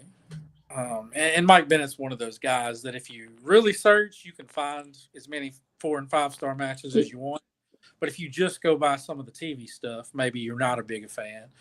But Mike Bennett is a beast. I can 100% tell you that. Matt, I'm going to give him your question. We're fixing to start talking comics, and I'll get your question in just a minute, Mike. But Josh Rosenbaum has it interesting. What's the toughest part of promoting an indie in 2026? Toughest part. I would say just trying to make sure you stay profitable so that you can move on to the next one. Because a lot of people kind of blow their wad on one show, and then you can't get to the next show because you spent too much money on one. And then just like with the life in general, cost has went up on everything. Yes. So my building cost is higher. My insurance cost is higher. The wrestler's gas cost is higher. Food cost is higher. Just everything. If I fly somebody in, that's more expensive. Hotels are more expensive. So just everything's more expensive. And you add that up in one spot, maybe it wouldn't hurt you, but you do that times 12 things got more expensive. And next thing you know, the budget is $600 to $800 higher than it was last year at the same exact card, same exact time. And maybe last year you only made $750 on the show. And now you're saying the budget's $800 higher. Well, if you go back and do the same thing, and I haven't went up on ticket prices, so where am I going to get the extra money? Now we're going to lose money or break even. Right. And that's just hard to do. I mean, it's so much work to lose money or break even. And it happens, it doesn't happen as often as it used to, thank God. But it does still happen. I mean, there's definitely nights where we go into it thinking everything's going our way and we end up losing $1,500. And, I'm not extremely wealthy. So when I lose $1,500, I'm going to be crying somewhere. Oh, yeah. I imagine Kristen cries a little bit too. Oh, not anymore. She just looks at me. She squints those eyes, and it's just like, wow, would we still be doing this? I got one just like her. I know. They're a lot alike. I've seen them both when they're being nice, and I've seen them both when they're being mean. I'm scared of both. Yeah. Mhm. All right. You got a neat concept project coming up, and I know you're passionate about it. Let's talk about Castle Aiden. Yeah, we've got a comic book coming. This is gonna wrestling and comics. I mean, fans of both have been linked together since the beginning. So I definitely think a lot of our wrestling fans will enjoy this too. But I'm definitely not going away from the wrestling. This doesn't mean that there's not going to be BIW shows. It's just another adventure, another project. I'm always trying to do something, stay busy. But yeah, this is my first attempt at a comic book. If you're a Game of Thrones fan, I would definitely recommend this because it's going to be kind of medieval times with knights and kings and dragons and different supernatural elements will be added in later too. But we're going to try and tell some fun stories and keep everybody on the edge of the seat, just like we do with wrestling. Let me go to the next. I love this cover. Yeah, this cover here is actually done by somebody that's worked for what in comics you call the Big Two, which is Marvel and DC Comics. He worked on Superman for a while back in the late 90s, early 2000s. He also worked on Venom. If you ever read the License to Kill miniseries, this is the artist from that miniseries. So I got him to do a cover for issue 1 here. And I can't go into too much detail, but this guy here goes through some trials and tribulations in the issue, and this is kind of him at his wits' end trying to figure out which way his life's about to go. And this here, the that's kind of credits to everybody that worked on this first book. I wrote it, came up with the concept and the thoughts and everything. Jason Turner is my artist. On this one, he's doing the pencils, inking, and coloring. But on the next one, we found somebody else to do the coloring to kind of take a little bit of the workload off of him. But he's out of Jackson, Mississippi. He's actually a big Ray Fury fan himself, so he's a wrestling fan. Also a musician, great artist. And then Jason Hall, he's doing the lettering, very, very important, which is something in comics. I don't think everybody realizes how important the lettering is. And then down below, we're going to have 3 covers for every single issue. So Jason's doing one of the covers, DJ's doing a cover, and then that one in the middle was the one you just showed, which is Derek Donovan, who you can Google him. He's worked on Superman, he's did Green Lantern, he's did Venom, he's did a lot of stuff because he started in comics in the late '90s. Have you ever watched a comic artist just take a pencil and sketch? Yes, and it starts off like, what is that? And Yeah. about 30 seconds later, it's where are they going with that? I thought they were going to draw a horse. I Then, got a guy to draw me a Batman once, and it was incredible. My stepson has it now, and I can't remember that artist's name to save my life. But it's just because I'm old. It's neat watching them do that. How Oh, it yeah. just starts, and I'm going to get Jason to come to some wrestling shows and kind of do sketches at intermission and stuff, maybe of different wrestlers. Oh, cool. And maybe $50 or $100. I mean, he'll set his own price. yeah, But I'll have him come in and maybe do some sketches. He could probably do 5 to 10 sketches in the amount of time at the wrestling show. So if somebody wanted like a Ray Fury sketch and it gets signed by Ray Fury and Jason, they could do that, or whoever's at that particular show. I've already talked to Jason a little bit about it, and his schedule's crazy because he does a convention just about every weekend. But he is going to make time to come to either West Monroe or Brookhaven and do it for us. see, once upon a time, Comic Cons were mostly comic driven. Oh yeah, the one they just had this last weekend in Charlotte called Heroes Con is one of the few that still exists that is comic 100%. Like it's locked in on comics. Most of them now have a lot of voice actors and pop culture stuff and movies and different things with a little bit of comics sprinkled in. But Heroes Con is one of the ones where it's the real deal. Like if you're into comics, it's one of the ones to go to. I hope to make it next year when we have our books going strong. They used to have one in Dallas the day after Thanksgiving, the Friday and Saturday after Thanksgiving every year. And Texas still has some good cons. They really do. But back then, you would go to the Comic Cons with, like, if you needed books, you had your list and you were going through back issues. And I had Batman and Detective. I had every issue from 1980 to 1994, Wow. 95. Do I you mean, I still had have them all that all, stuff? but I got down, and I don't have it anymore. Okay. No, no, my stepkids. I recognized that they were going to destroy my comic book collection, and I sold them while I could.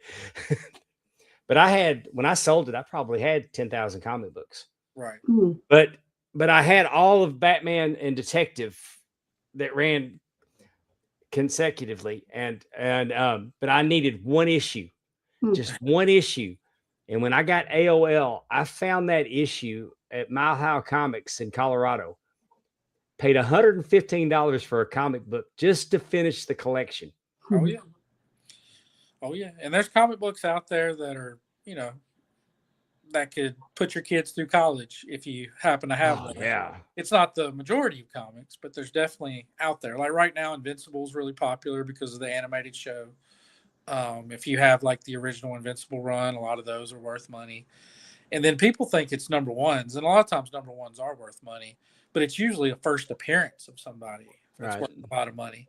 So if you can get the first appearance of Catwoman or the first appearance of Superboy, those are a lot of times the ones that are worth big bucks.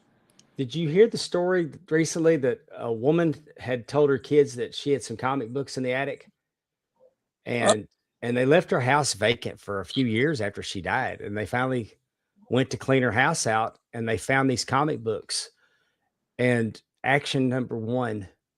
Wow. Action number 1 graded out at a 9. Wow. She had not only she had bought it as a child, but she had kept it and stored it where it wouldn't degrade. Right. It scored out at a 9, and they sold it for over $6 million. Wow. And I mean, it's set up there, and there was other comic books up there. Yes. But there's a little girl, she went and bought this comic book at the store. Wow. It's crazy. None of mine are worth anywhere near that, or they would have already been sold. So BIW would have a new sponsor. But yeah, and that's one of the black and white pages there. So what Jason does is he sends me a page before it's colored. So he'll do the pencils and the ink, and then he sends it to me for approval. And I either say yes, no, or maybe what about this? Or, we might tweak something a little bit. But once I say yes, he goes back and he colors the same page.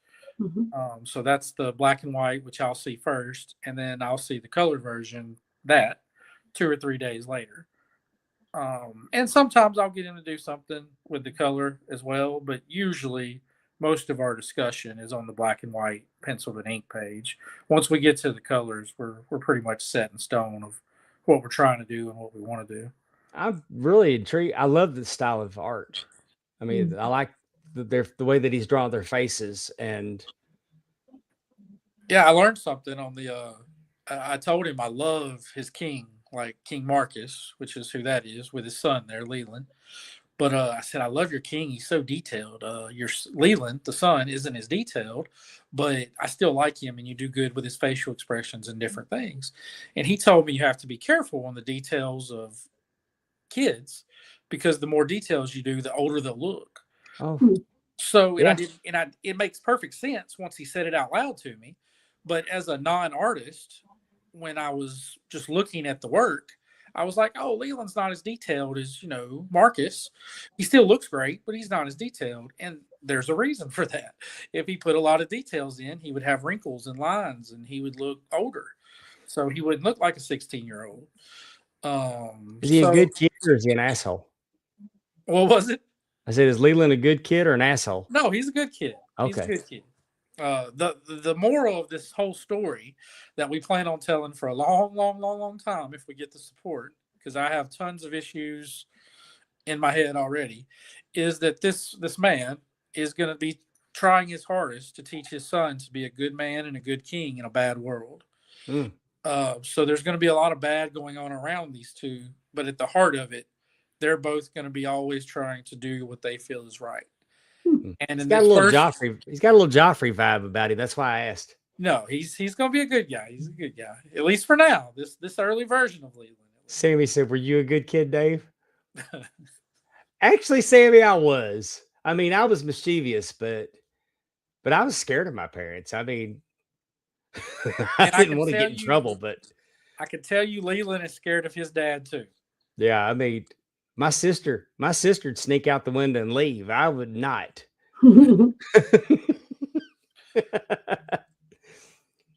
But And see, I can write a script in I wasn't a a perfect week. kid. I tried to get away with some stuff. Me too. I can write a script in a week, but what people don't realize, this art, it takes him about 6 to 8 weeks to do one comic book. You know, because he's going to spend anywhere from minimum 7 to 8 hours to possibly up to 14 hours on this page that you're seeing. That's how long it's going to take the artist to do what he has to do. So as a writer, you kind of feel bad sometimes because you're like, is there anything I can do to help while I'm waiting? Like, Are you going to get a few in the can so there's some continuity? Yeah, we go to Kickstarter. Issue 1's done. We've already started issue 2. I've already had pages for issue 2 turned into me and approved. So issue 1's done. We go to Kickstarter July 14th, and that'll run for a month. So it'll end around August 14th. And then we'll have about a month to 6 weeks that it takes us to get things printed, to get things mailed out. So people should start getting issue 1 around end of September. By then, we should be well into issue 3. Probably won't be done with issue 3, but we should be more than middle of the way on issue 3. So we're going to try and stay ahead best we can. And I mean, some of it's going to also depend on if people like it or not, because this first one I completely funded before we've sold one issue of it. You know, so I've already paid the artist, I've already paid the letterer, I've already paid the cover people. So I'm out over $4,000 already. And I'm not going to possibly start getting my money back till the end of September. So, and we've already started issue 2. So I'm going to be out X amount of dollars on issue 2. So by the time we sell one issue, I'm probably going to be $7,000 to $8,000 in on a project. So I definitely have to see, you know, is the love going to be there? Is the response going to be there? Before we get too deep into it. But I have the first, let's see, 5 issues wrote on my computer screen right now, and I've started issue 6. I also have 3 other concepts for different comics listed here, and another novel. I have a novel wrote as well that'll come out this year too, but that'll probably be November, December for the novel. What's your novel about? The novel is called Sold. It is a former detective turned real estate agent, which I'm a real estate agent, so I have a little bit of insight on that side of things. But it's based here in Louisiana, Monroe. So I'm definitely telling stories about stuff I know. None of it's, you know, it's fiction. So nobody needs to get too worried or offended or anything like that. It's definitely fiction. But I am speaking of stuff that I know about, whether it's real estate or this area or different things. So that one, it's a failed detective turned real estate agent, and he was trying to get away from using his detective skills and really, really, really wanted to focus on real estate. But one of his colleagues is killed, and him as a former detective, all his colleagues want him to come out and do more. You know, they want him to look into this personally because they know he has connections and he has the ability to solve it and protect his colleagues and different things.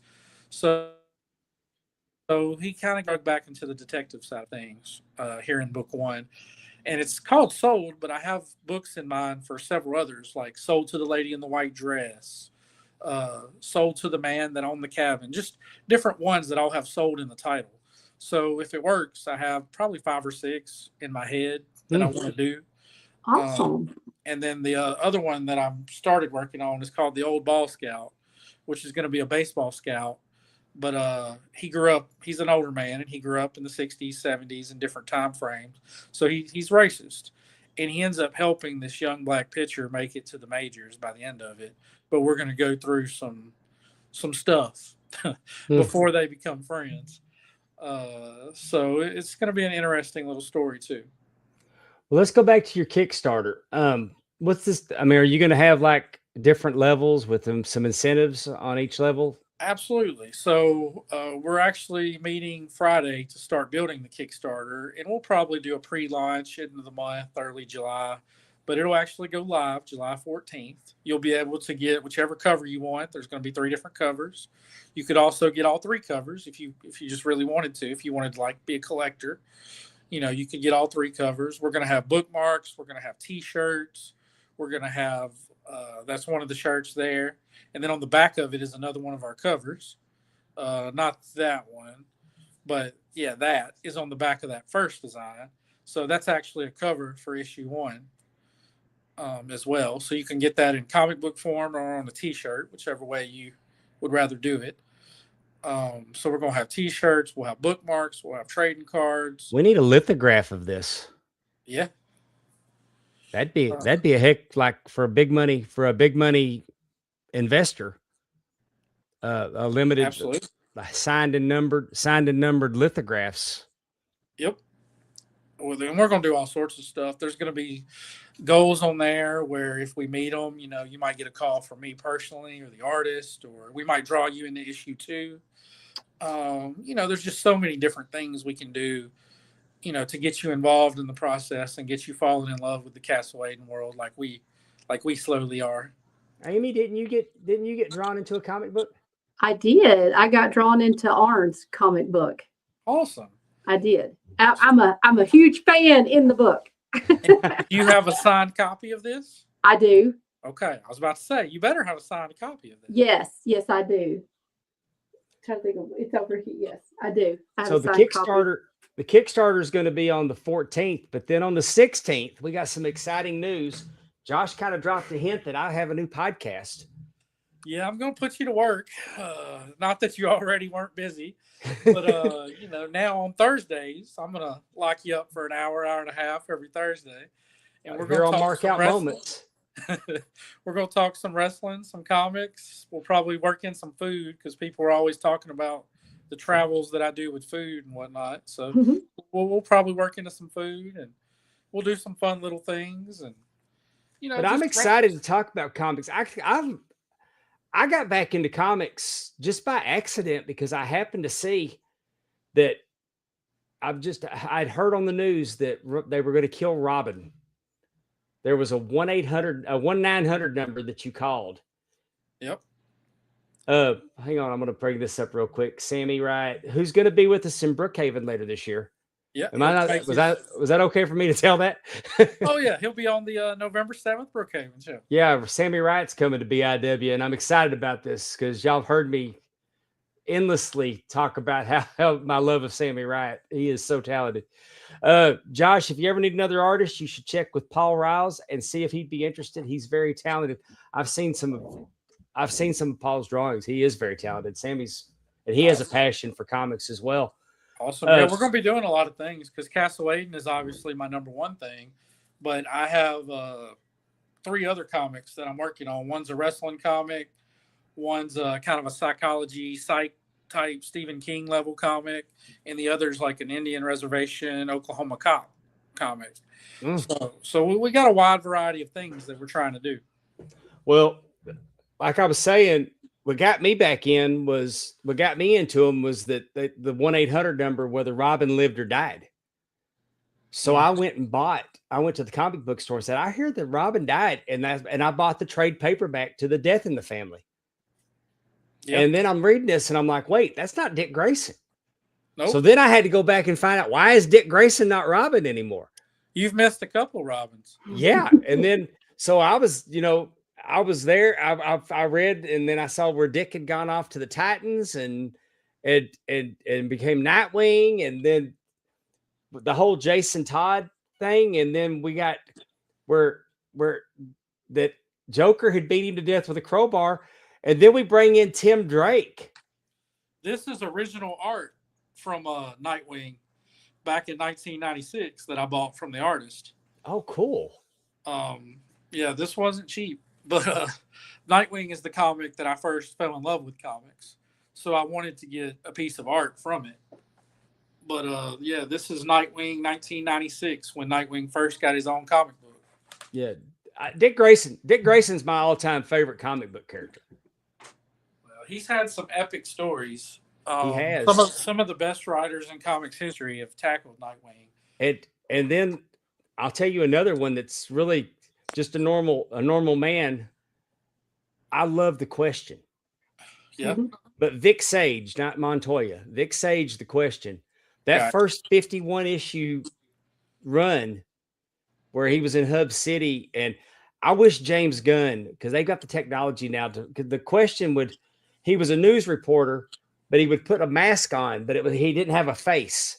He Right. did it with some kind of compound, and it would just cover his face, so he had no eyes, nose, or mouth. And he was fighting organized crime, and his girlfriend was the mayor, I believe, and it was just such a good story. I wish James Gunn would do something with The Question. Question just popped up in a miniseries teaming with Batman and Green Arrow here recently. Oh, so my love of comic books goes back, and I mean, and I couldn't wait for New Comic Day, Right. and I mean, I'll be and at then the I got comic off shop into at 12 Marvel, o'clock. and I was like the whole Todd McFarlane Spider-Man run, and I was reading the Hulk, and I was reading Nomad, and then I mean, just constantly into these characters, and it was so much fun for me to just and then I would get into comic art. I've got portfolios like and then I'd buy the portfolios with the like kind of like what you had there. And so I'm excited for you, Josh, and I'm excited to go on this ride with you. Yeah, it's gonna And- bring and back you- some memories for you. I But you're can probably tell. gonna have me back in the comic book stores. Well, you have one right up the road in Vans is right there in Jackson, and it has a lot of good stuff. I know, but Van did some. They pissed me off one time.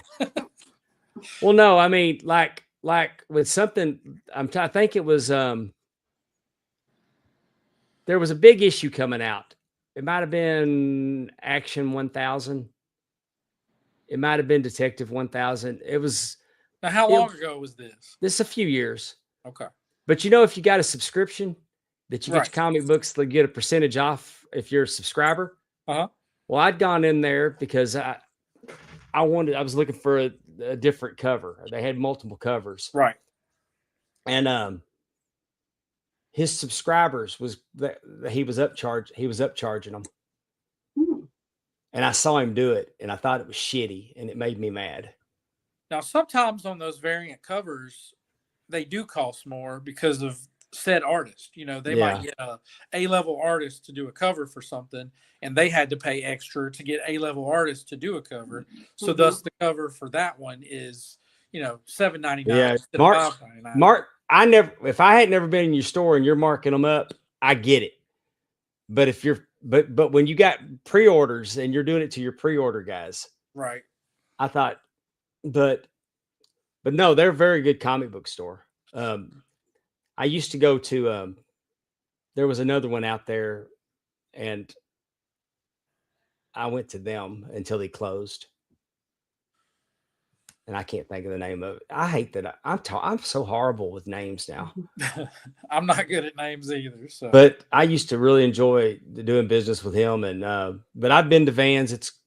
And I hate going in there because he's got so much cool stuff. Because then I gotta have statues and right. and it gets out of control. See, the And comic I book get shop mad we at have myself here- though. I get mad at myself on that multi-cover gimmick because I feel that's when it gets to where if I can just go get them and read, I like to read. And it was easier when I could do it on my iPad because then I would just read them and I didn't have to leave the house. But there's something about actually holding the physical comic book in my hand Right. that I enjoy. But then when I still it's like Pokemon, I got to catch them all. And I get caught up in those variant covers and Oh yeah. and then I get mad at myself because I get hooked in.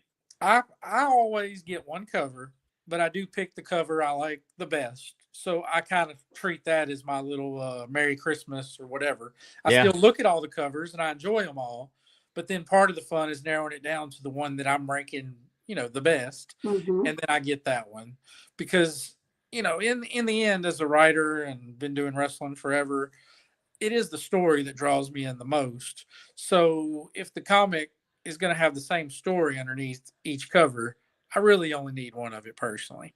But I do like to pick the cover. That's part of the fun. Me and my wife will go through and be like, this cover, because she reads comics too. So we that's part of our fun is Mondays usually we'll narrow it down to which covers we like the best, and then I'll let my comic book guy know, and then he'll order that particular one for us. So we're gonna come up with a name, and we're gonna go on Thursdays, and we're gonna start this on July 16th, 2 days after the kickstart. Yep. And of course we'll be talking comics, but we'll also talk wrestling, and not just BIW.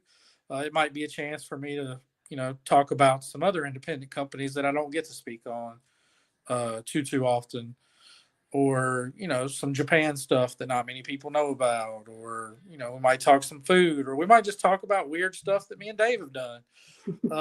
Let me ask you Matt Presley's question before I forget. Yeah. Match some wrestlers to their comic book video game counterpart. For example, Ultimate Warrior would make a good Lion-O from Thundercats. Yokozuna would definitely be a good E Honda. I don't know who that is. E Honda was in Street Fighter. He was the sumo wrestler with he could do the slap where he slapped you like 1,000 times. Okay. Now I know who you're talking about. Mm-hmm. So is there a certain wrestler we're matching, or just? No, he's saying if there's any come to mind. Man, Castle Aiden, not so much, not my particular thing. But when I'm talking about just wrestlers in general and known comic book characters, I'll tell Alex Arsenal all the time that I need you to be our Superman, because sometimes he would want to be Batman. And I said, I don't want you to be Batman. I want you to be Superman. I need every decision that you make to be one that everyone in the building knows is a right and pure decision. I don't want there to be gray area, where with Batman, there is a lot of gray area. There is a lot of grit. There's a lot of dark. There's a lot of things. And he's still a babyface. Batman's probably a more popular babyface than Superman, to be honest. But he does things one way. I wanted Arsenal to be our Superman.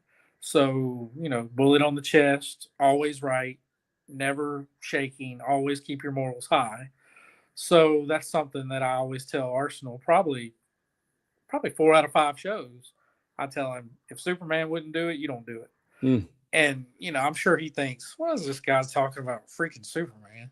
But I tell him that all the time. And then with somebody like Steve Anthony, he gets to do the cool Batman stuff, because he can go out there and be a little grittier. He can do a little edgier. He can do whatever. So he gets to do the more fun stuff, as I like to say, because I prefer Batman over Superman. But, so there's definitely moments where the comic book characters and their overall presentation comes to life. So is Barrett Brown Nightwing? At his size, or Matthew Palmer? I'm going to call Barrett. I would like to call him Robin, but he's not a sidekick to anybody. He's too dang good to be a sidekick to anybody. That's why I said Nightwing. But no. Nightwing's not a sidekick. No, but he's real acrobatic-y, and he's tall and slender, and Barrett's shorter than me. Barrett's like 5'6". So I just can't picture him as Nightwing. Who would be Nightwing? Gregory James would be a Nightwing. Okay. All right. I'll give you that. I could see Gregory James being a Nightwing. I'm going to tell you, when I saw the picture of the King in Castle Aiden, it made me think of, are you familiar with Crimson? Oh, yeah. TNA wrestler. Yeah, there is some resembles. I know character-wise, I got a lot of inspiration for him from Ned Stark from Game of Thrones. Okay. That's the kind of man he's going to try and be. So if you were a fan of Ned in Game of Thrones, you'll probably like Marcus. Obviously, there's going to be some differences and some, he is not Ned, but that is definitely somebody that I took some inspiration for when writing him. Have we lost you, Amy? No, I'm listening. I see her head bobbing. Yes. Okay. Yeah, I'm listening. I don't do much with comic books, so I'm listening. And we've gone full nerd mode over here. Not yet, okay. Amy. Not yet. Right. That's right. That's why I'm listening. I'm always listening and learning. I'm always good to learn something new. We're gonna have you in the comic world in no time. I mean, trying you're to already think- in a comic book, so That's very true. I am in a comic book. I'm trying to think who would be Guy Gardner. let's see. Hey, I'd call Sammy Wright. I'd call Sammy Wright Tim Drake though. Okay, I can see that. I could see that. John Saxon could be like the Punisher, because I could definitely see him with the guns blazing and the attitude going. I Tim have heard of Storm's the Punisher. Tim, So I Tim can- Storm's kind of like, I mean, he's too jacked to be Hal Jordan, but Tim's definitely gritty like a Hal Jordan. I could see Vordell being the Incredible Hulk because I've seen. Oh Vordell mad. yeah. I've seen Vordell mad, and he turns into the Incredible Hulk. You know, especially the '80s version where it's still kind of man in there, and you know the muscles and everything. Like, And Roman Reigns is Aquaman. I mean, I guess 'Cause the movie version, yes. The comic version has blonde hair and blonde goatee usually, not always. But and Jason Momoa even said it himself that he did not think he was getting Aquaman. No, The movie he's in right now, coming out at the end of the month. he was Supergirl. born to be Lobo. Yes, that's who he thought he was going to be. But you know, hey, an opportunity came up. Oh to be man, Aquaman. I bought every Lobo. He said he would do a Lobo movie as long as it was rated R. You know, if it was a PG-13, he would decline. He would pass. But if they did it right and you know made it for adults, that he would do an R version. Lobo Yeah. actually has a new comic book out now. There are only 4 issues in. Issue 4 actually comes out tomorrow, so I might can let you borrow them and get caught up on the new Lobo. Did you ever check out Image Comics when they came out? Oh yeah, I started Shadowhawk, collecting. Pit. I started collecting in 1995, 96, which is right around when Image came out. So when McFarlane and all those guys left Marvel Comics and started Image, that's when I started collecting. So like Spawn was a huge deal for me as a kid because he was on fire. Savage Dragon was another one. Youngblood. There's a lot of those Image characters when they Darkness, Witchblade. You know, that was kind of the early Image stuff. Image is the best independent comic book publisher that there is still to this day. That's where, you know, obviously with Castle Aiden, if we could ever end up on an Image Comics, that would be the kind of the holy grail for an indie creator. Well, I'm excited for it, Josh. It's going to be an adventure, Dave. This is gonna be a lot of fun. We're gonna have a good time, and we're excited to have you on the network. Thanks for having me. And tell everybody how they can well tell them where they can find you because they're fixing to see you regularly here. Yeah, Josh Newell on Facebook, Bayou Independent Wrestling on Facebook, Bayou Independent Wrestling on Instagram. I respond to messages every single day. I usually post something every single day too. If it's about sponsorship, tickets, anything like that, you can also shoot me a text, 318-355-1301. j.newell34@yahoo.com is my email. Best way to get me, though, is definitely Facebook. I will respond to your message in the same day that you send it. You know, you won't have to wait a long time to hear back from me or anything. I check it every day.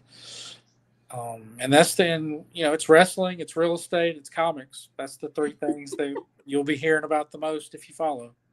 And crawfish. Crawfish season's coming to an end. How many did you get in this year? I think I lost count-ish, but I think I'm at 39, but we're going one more time. So I will get to 40. You missed a good one at my house. I did. We had sad we plenty. can go. I need you to move just a little bit closer. Move to Louisiana. Move to like Tallulah. I'm here forever. I don't blame you. You drive past my house every time you go to Brookhaven. I do because I go through Utica. Yeah. So I have to drive to your house. Matt Presley said Teenage Mutant Ninja Turtles was the GOAT. Did you ever read the black and white Teenage Mutant Ninja Turtles? Oh yeah, teenage. I still collect some Teenage Mutant Ninja Turtle stuff. Did it blow your mind when they cut Shredder's head off? Yes. And Like my I wasn't artist, ready Jason for it. Turner's I'm actually not done- looking for that in comic books, and I'm like, whoa. I don't know. Well, comic books aren't just for kids no more now. Comic books have a little more edge No, to kids them. can't afford them. There are still comic books geared towards kids, but that's not the majority of what comics are anymore. Yeah. So they're definitely more gritty. Like Absolute Batman is the #1 selling comic book in the world right now, and it is dark, gritty, gruesome, body horror, all sorts of stuff involved. But I wouldn't recommend a kid reading it. But it is the #1 selling comic book in the world. It comes out tomorrow. Well, good deal. Well, Josh, I want to thank you for joining us tonight. No problem. Thanks for having me. We'll see you soon. Yes, sir. Thank you. Bye, Amy. Bye-bye. Thank you, Josh. Josh at Bayou Championship Wrestling, he gets his belts at Big Time Belts.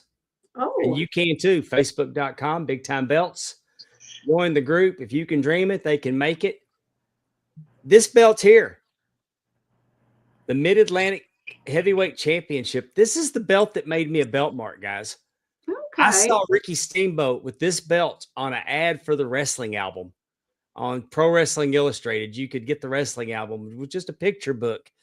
But this championship belt with the white paint stood out to me, and I was locked in on wrestling belts at that moment. This is the one that started it off for me. I have one in my collection, but this is superior to the one I have. It's I'm nice. seriously considering selling mine and replacing it with one from Big Time Belts. Oh. The AWA World Heavyweight Championship. This is affectionately known as the Inmate because the original belt was made by the Colorado Department of Corrections. The belt that Stan Hansen ran over with a tractor and sent back to Vern Gagne. And this belt is made with Velcro. It straps on with Velcro like the original. I like it. I have one in my collection. It's I think that this was what made Crockett get the big gold. I could see that. Because I think that the NWA belt was small. The WWF belt was small, but the AWA had this great big belt. And I think that that's what with the big gold is what they. Here's a custom United States belt. I love how they put the map of America with all the states lined out. I like the 4-corner ring on the side plates. I like the grapplers hooked up. This is a cool belt. It's a classic design, but they threw a crown on there. And then our good friend Tim Robbins with the AMW Heavyweight Championship belt, the one that he always wanted.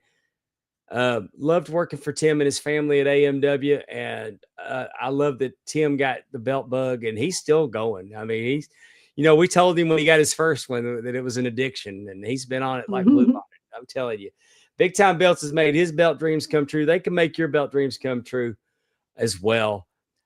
High quality, low prices, Big Time Belts, Facebook.com.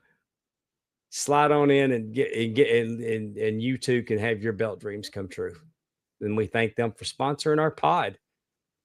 We got next week on our show, Amy, we have Luke Roberts from the Independent Wrestling Hall of Fame from St. Louis, the St. Louis Wrestling Hall of Fame. Luke Roberts is going to be on to tell us all about that great organization. In the coming weeks, we're going to have Monty Warbucks on to talk about World-Class Championship Wrestling. We're going to talk about wrestlers that are not the Von Erichs or the Freebirds. We're going to talk about the supporting cast. Fabulous. El Sleazy was recently made his debut for Bayou Independent Wrestling. He heard that I had a new podcast coming, didn't know that Josh was in it. I've had so many people in my DMs trying to get a hint about it. Like Billy Gullett. Billy Gullett, you going to talk wrestling? A little. It's not the main focus. I wouldn't give him any hints. But El Sleazy reached out and said, hey, hit me up. So, yeah, we'll hit you up. Heck yeah. definitely have him on. We're gonna get back to getting some guests in here, and we had a great one tonight with Josh, and I'm excited for him. You know, I've always sang the praises about you. I'm very fortunate that I work for, I don't work for a lot of different companies anymore. I do Bayou, I do SWA, I do Battle Zone, I do LAW, and I'm blessed that I get, and I could work every weekend if I wanted to. I just don't want to spend every weekend in a car. Sure. I'd love to get down and work for 225. I'd love to work for Wildcat.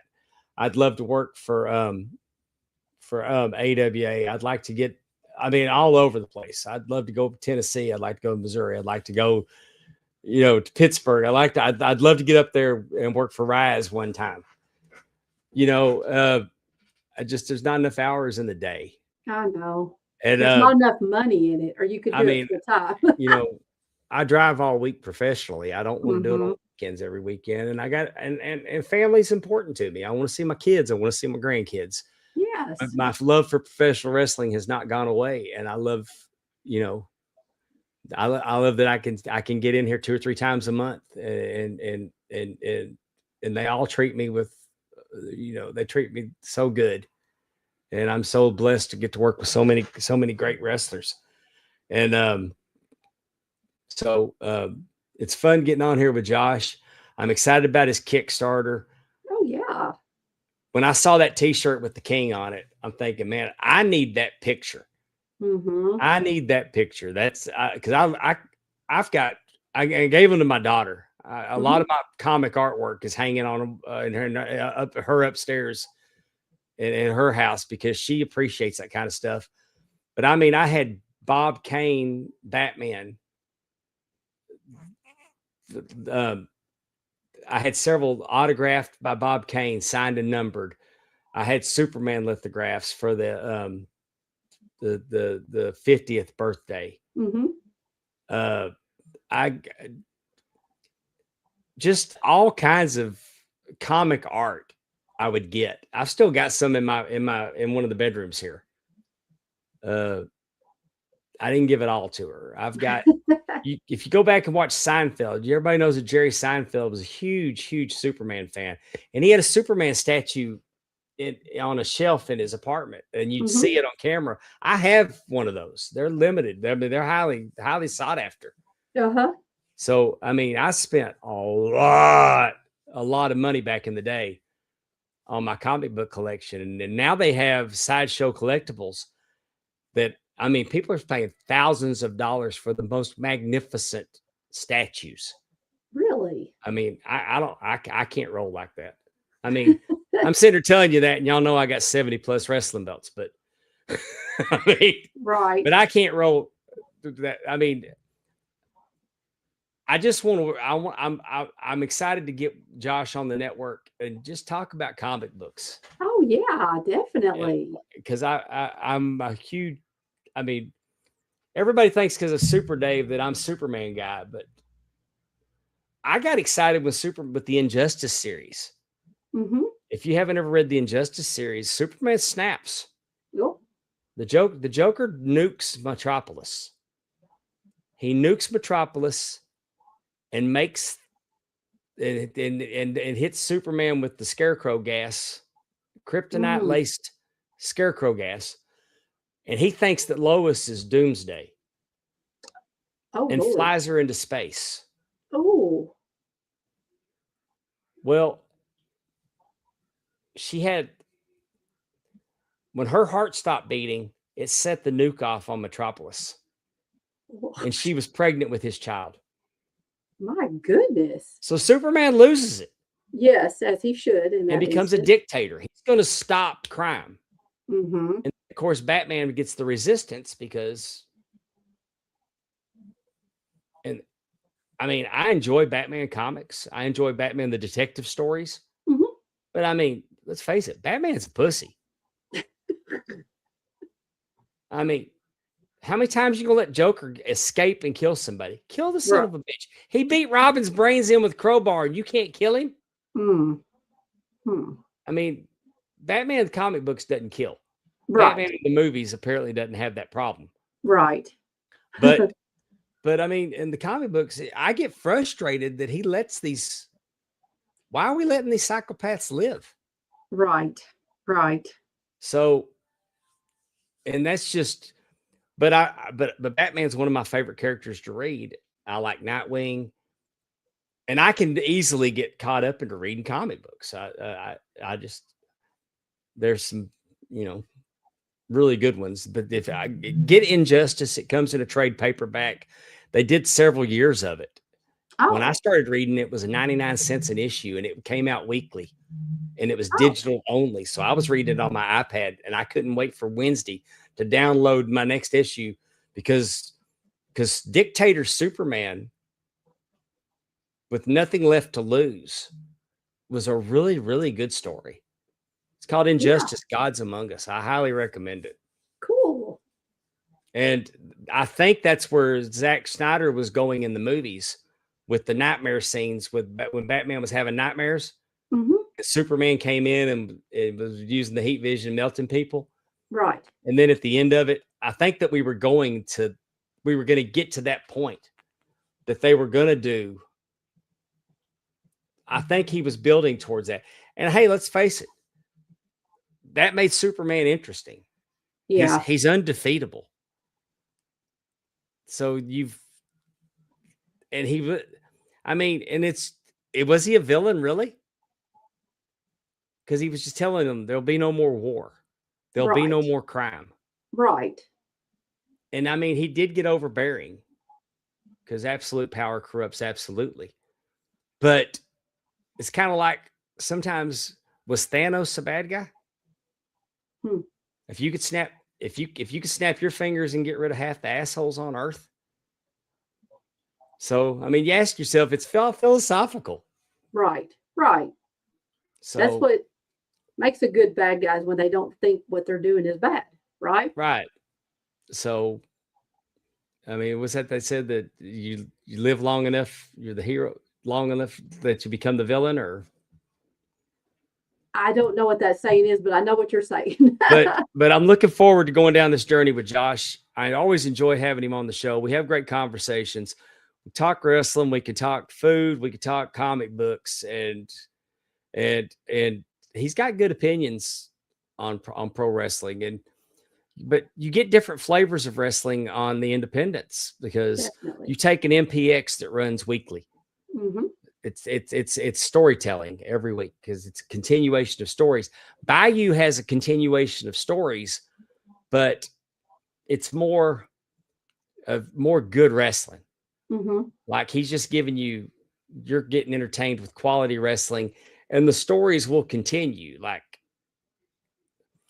But it's not as story based as like a Metroplex. And SWA, we have our stories, and they've got their territories, and Sure. SWA is really close to. I mean, they've got their towns, and they're making the same towns, and you can pretty much count that we're going to be here and here and here and here and Right. here and here. Right. And then you got LAW. That's a faith-based. It's a faith-based organization, but their biggest mission is bringing people to God. Mm-hmm. And everything we do is for His glory, and using professional wrestling in that capacity. So, and then you got the same with Battle Zone. Battle Zone's running armories. They're the old school gritty style of wrestling. So it's fun. It's something. You got to go spend your money and support independent wrestling. When I tell you it's better than what you see on television, that's not hyperbole. It's you will enjoy, and it's such small investment on your part to do so.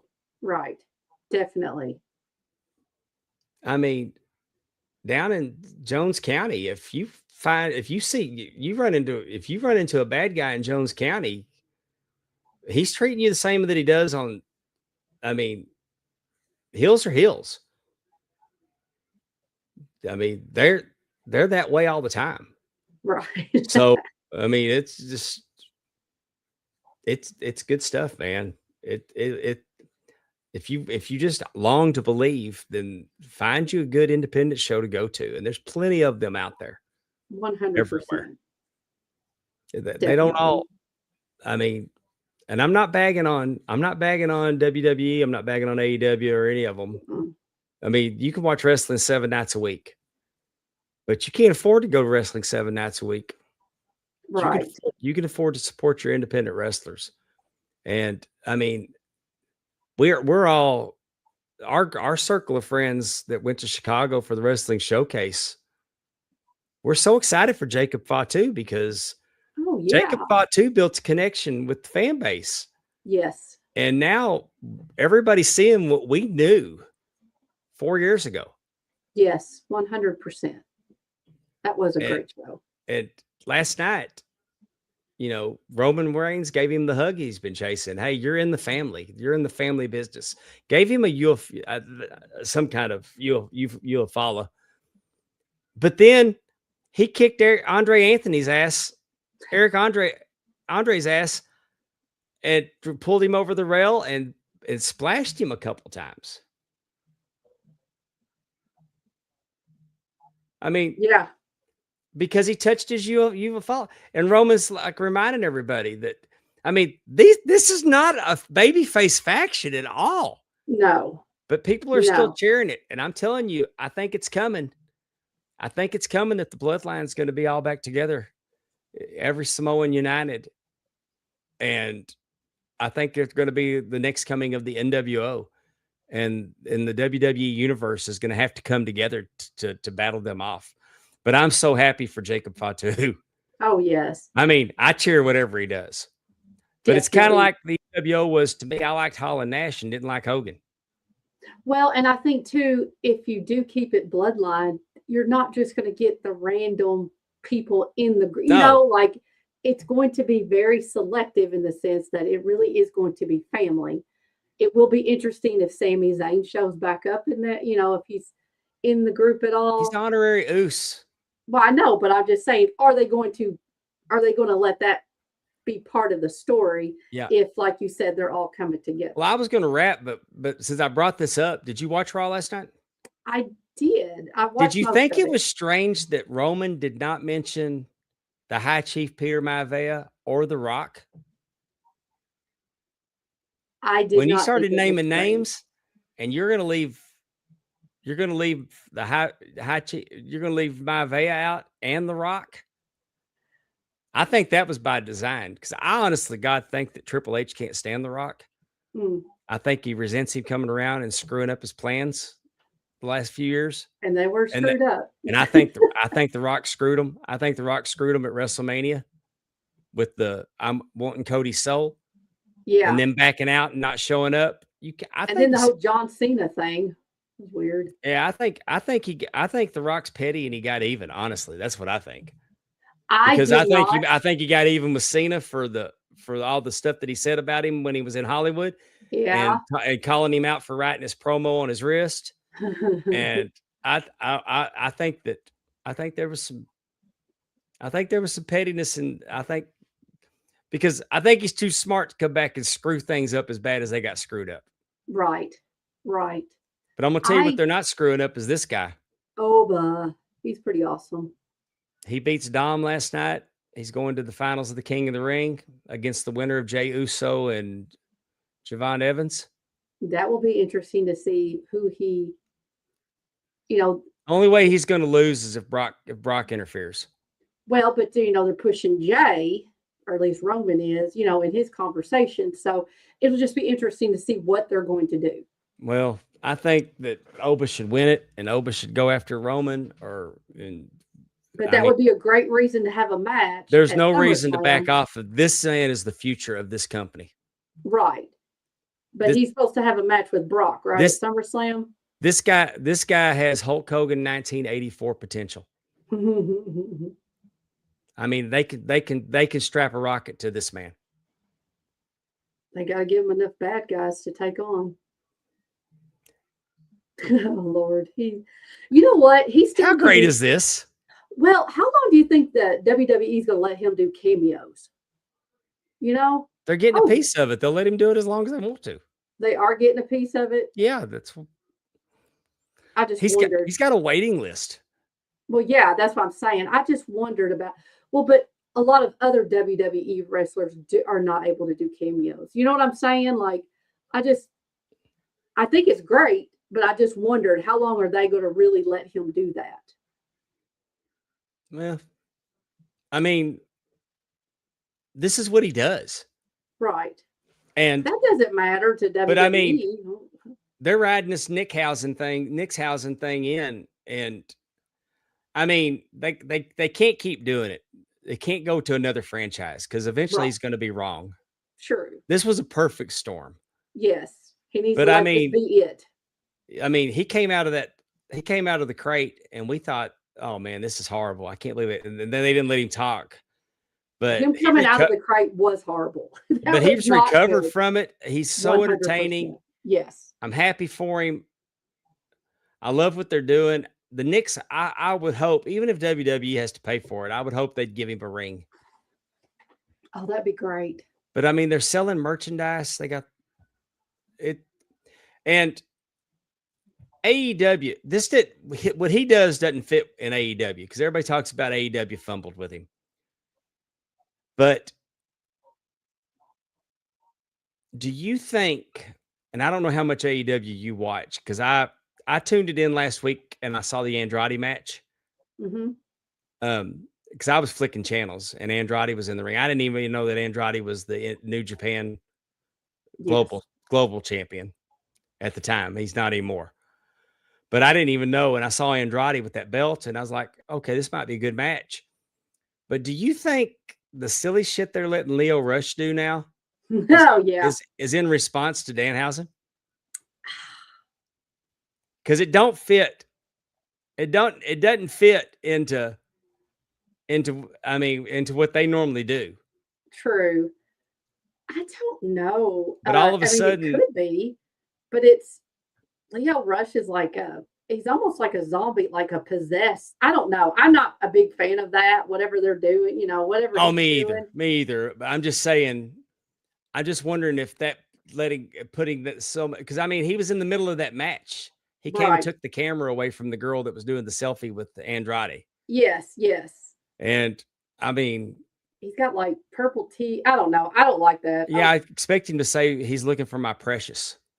Exactly. Something very, yes. But I mean, I just wondered if it was a response, but trying to think about, kind of like, Eric Bischoff always says wrestling's a buffet. Like you have different things for different people. And that's how he looked at WCW. And maybe that was like, okay, well, they're doing this kind of campy, out of this world, cursing. He's a Dracula kind of thing. Like, I can't wait to see what he's building. Similar. Huh? I can't wait till the clone's unveiled. What he's building. Oh God! Who it's going to be. Yeah. Yeah. I mean, who knows, right? Like you said, but it is funny. I just, like I said, with the cameo, like everybody is wanting, and he says it on his, that's all he gets now is requests to curse different franchises of some sort. He's cursing whatever. They're playing ride it into the ground. Oh yeah. As long as people are going to pay for it. And like I said, but I'm with you. I think he walks away from like being part, like he can ride this Knicks thing forever. Like I wouldn't, like you said, you don't want to get into a territory where you look, stick with the Knicks. This was a once in a lifetime kind of thing happening. And like, don't try to go to the Super Bowl and don't try to do that every time. I'm agreeing with you. Yeah. Eventually you'll kill it, but exactly. I want to take a second to put over Drunken Pop. Drunken Pop just recently did June of 1995. June 1995. They did June 1995 on and it's here at if you're watching us on X or Facebook, we're over here on YouTube at markoutmoments.net. That'll take you to our YouTube page and you can catch all of our great content that we have, including the TNA Top 10. which I'm going to go to, and hopefully one of them still in the chat and can tell me when they're going to be back. I'm jonesing. I got to have my TNA top 10. When we going to be back, guys? They said it earlier this Sunday. Way earlier when they first all got into the chat. Oh, I didn't see it. They were saying that they were going to be back this Sunday and that they needed to get together to discuss the topic. Okay. Well, I'm excited that they're going to be back because yes, we don't know the topic though. They didn't know the topic 2 hours ago. So I'm whatever it's going to be, it's going to be good. The TNA Top 10 here on markoutmoments.net, along with Talking Rasslin, and soon to come the not yet titled Josh Newell project. I like that, the Josh Newell project. Baseball managers. Like we're going to do baseball managers. All right. We're going to pick like the best baseball managers of all times. Major League Baseball. For me, Tommy Lasorda comes to mind. Then we're off the next weekend. We may take the 4th of July off. I don't know. We'll see. Yeah. Well, we've gone 2.5 hours, Amy. Yes, that's what happens. We went old school. Hey, and we're going to have Justin Davis in with us too. Yes. Justin Davis is wanting to come back on with us. It's been a while since Justin's been in. We're going to call that the OG episode. Oh, that'll be good times. Yeah. Well, maybe we'll get him. He probably had the. Well, I don't know. He does baseball, softball now. Right now, doesn't he? I mean, we talked the other night, and he told me he'd love to be back on. So we're gonna get him in here. I told you the door would never close. So, I just know. Yes, of course. I know he stays super busy with all the reffing that he does. So I'm really excited that he has some time. All right. And we will. We're gonna wrap this up now. And I want to say a happy Father's Day to all you guys that were just poking fun, and she took it serious. Yes, everyone. Happy Father's Day. All those dads out there, you do not get your flowers like you should. There are lots of good dads out there, and it shows in your children. It really does. Yeah. We know who did all the work that night. We know who loaded the oven. Yes.